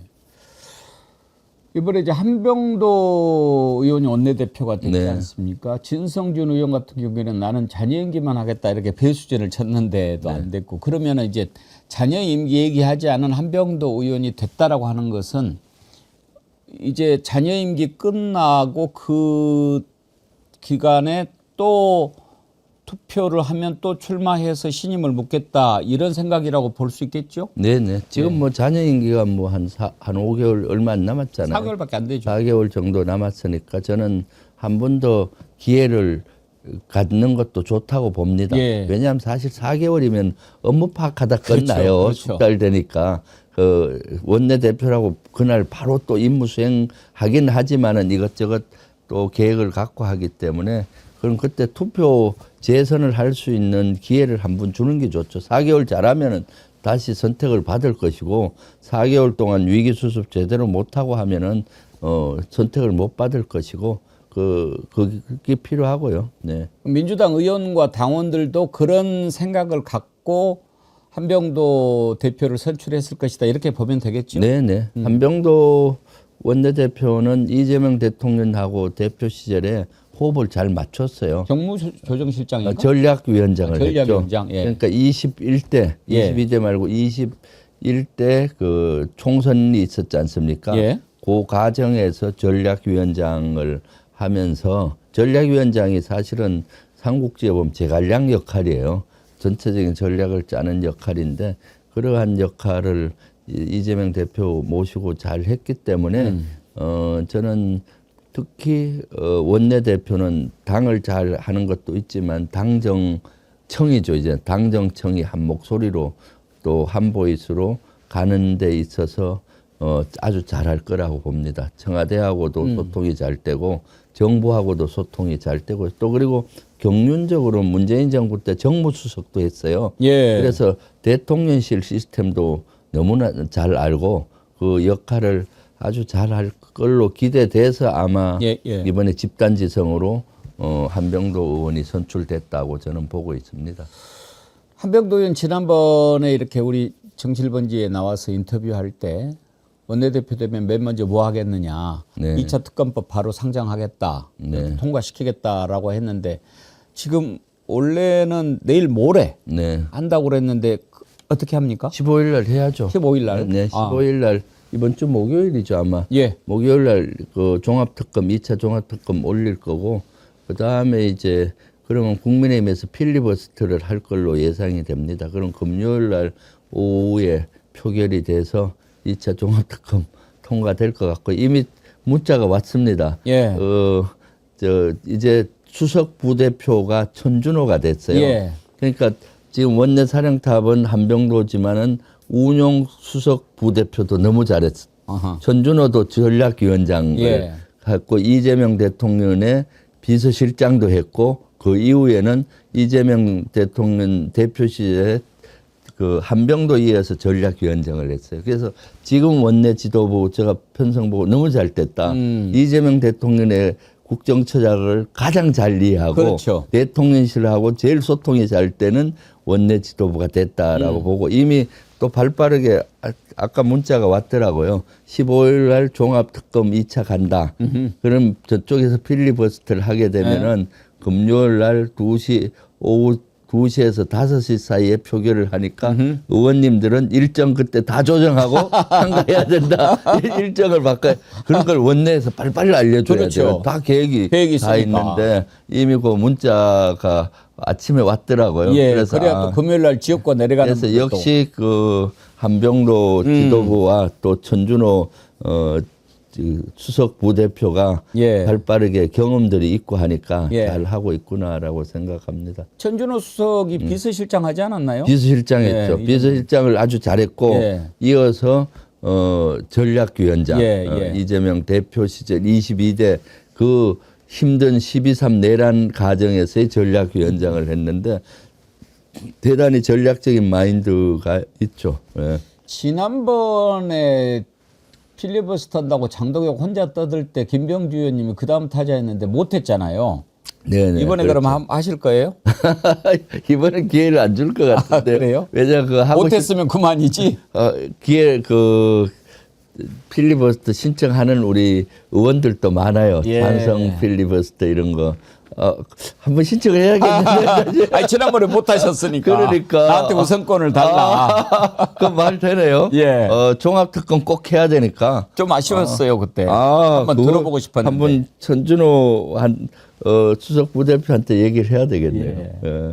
지난번에 못 했어요. 네. 그나저나 김병기 의원은 왜 그런 처신을 하는지 참 불만인데, 뭐, 밖에 나가서 제명을 당할지언정 뭐 사퇴는 않겠다 이런 말을 한 것도 부적절했고, 뭐 이번에도 지금 뭐 바로 재심을 청구했다라고 하는데 왜 그럴까요? 글쎄요, 뭐 저는 늘 저 평생 선당 후사가 중요하다고 저는 생각하고 있거든요. 그리고 저보다는 그 제가 속해 있는 조직, 저보다는 제가 있는 국가가 늘 우선시돼서 그런 기준으로 이렇게 살아왔는데 삶의 철학들이 좀 다른 것 같습니다. 예. 지금 사실 김병기 원내대표, 전 원내대표 같은 경우도 선당 후사 정신이 좀 필요하다고 보죠. 사실 뭐 억울한 일이 이 세상에 본인 입장에서 보면 한두 개겠습니까? 그렇지만은 그런 것들은 다 선당 후사를 하면서 해야 되는데 그런 면이 아쉬운 지점이고요. 이번 원내 지도부가 이제 새로 구성이 됐으니까 또 당 지도부와 잘 맞추어서 빨리 이러한 위기를 극복해내리라고 봅니다. 예. 네. 참 아쉬운 일입니다. 네네. 한두 가지만 더 여쭤볼게요. 지금 의원님이 국회 방산특위위원장 맡고 계시죠? 네네. 방위산업특별위원회 위원장을 하고 아주 있죠. 중요한 네. 얘기인데 지금 우리 잠수함 네. 그 캐나다하고 독일 그러니까 캐나다 잠수함을 우리가 지금 독일하고 경쟁하고 있지 않습니까? 네네. 그렇죠. 우리가 어떻게 우위에 있습니까? 우리가 두 가지 측면으로 봐야 돼요. 예. 저 측면은 우리가 성능이라든가 이런 거는 우위에 있고요. 정치적인 여건은 조금 불리하죠. 예. 그래서 사실은 이런 의사결정은 정치에서 최종 결정을 하잖아요. 예. 그쪽 그러기 때문에 지금 이재명 정부와 우리 국회 정치권에서 그냥 업체에만 맡길 게 아니라 지금 범정부 차원, 범여권 차원에서 지금 노력을 같이 해야만이 되기 때문에 그런 노력을 하고 있습니다. 그래서 예. 이재명 대통령께서도 저를 작년 7월에 캐나다의 특사단장으로 보내서 예. 이걸 좀 반영하도록 해서 그때 6개국이 경합을 했어요.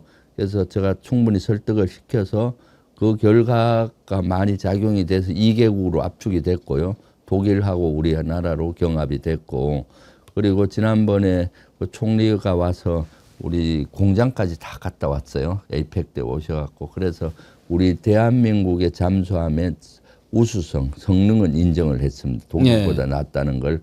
근데 이제 정치적으로 문제를 이것을 풀어야 되는 문제가 있죠. 그래서 지금 전면적으로 노력하고 있고요. 그래서 어저께 제가 우리 방산특별위원회와 방진회가 공동으로 주최해서 국회에서 세미나를 했습니다. 어떻게 하면 이것을 따낼 수 있을까? 60조 규모면은 우리 역사상 최대 규모입니다. 예. 방산 수출은. 그리고 이것이 되면은 실제 엄청난 방산 수출의 호기를 맞이하고 있기 때문에 총력전을 벌이고 있죠. 네. 끝으로 네. 일론 머스크한테 편지를 쓰셨다고요? 네, 네, 네. 오, 네. 머스크하고 친해요? 뭐 안 친해도 지도를 해봐야죠. 그리고 미국에 있는 기업인이나 미국 사람들은 예비역 육군 대장, 포스타를 되게 높게 봅니다. 그래서 제가 지금 일론 머스크가 투자할 투자지를 선택한다고 트위터에 한번 올렸더라고요. 예, 예. 투자처를 찾는다고. 그래서 제가 그러면은 우리 경기 북부에 미군이 떠난 공여지가 많아요, 땅들이.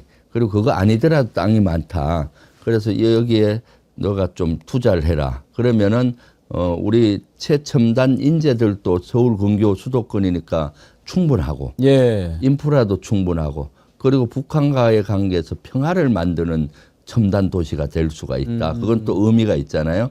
그래서 투자를 좀 했으면 좋겠다. 만약에 투자한다 그러면은 일론 머스크가 원하는 속도에 맞추게 이재명 정부를 설득시켜서 맞추어서 모든 것들을 해결해 주겠다라고 메일을 보냈습니다.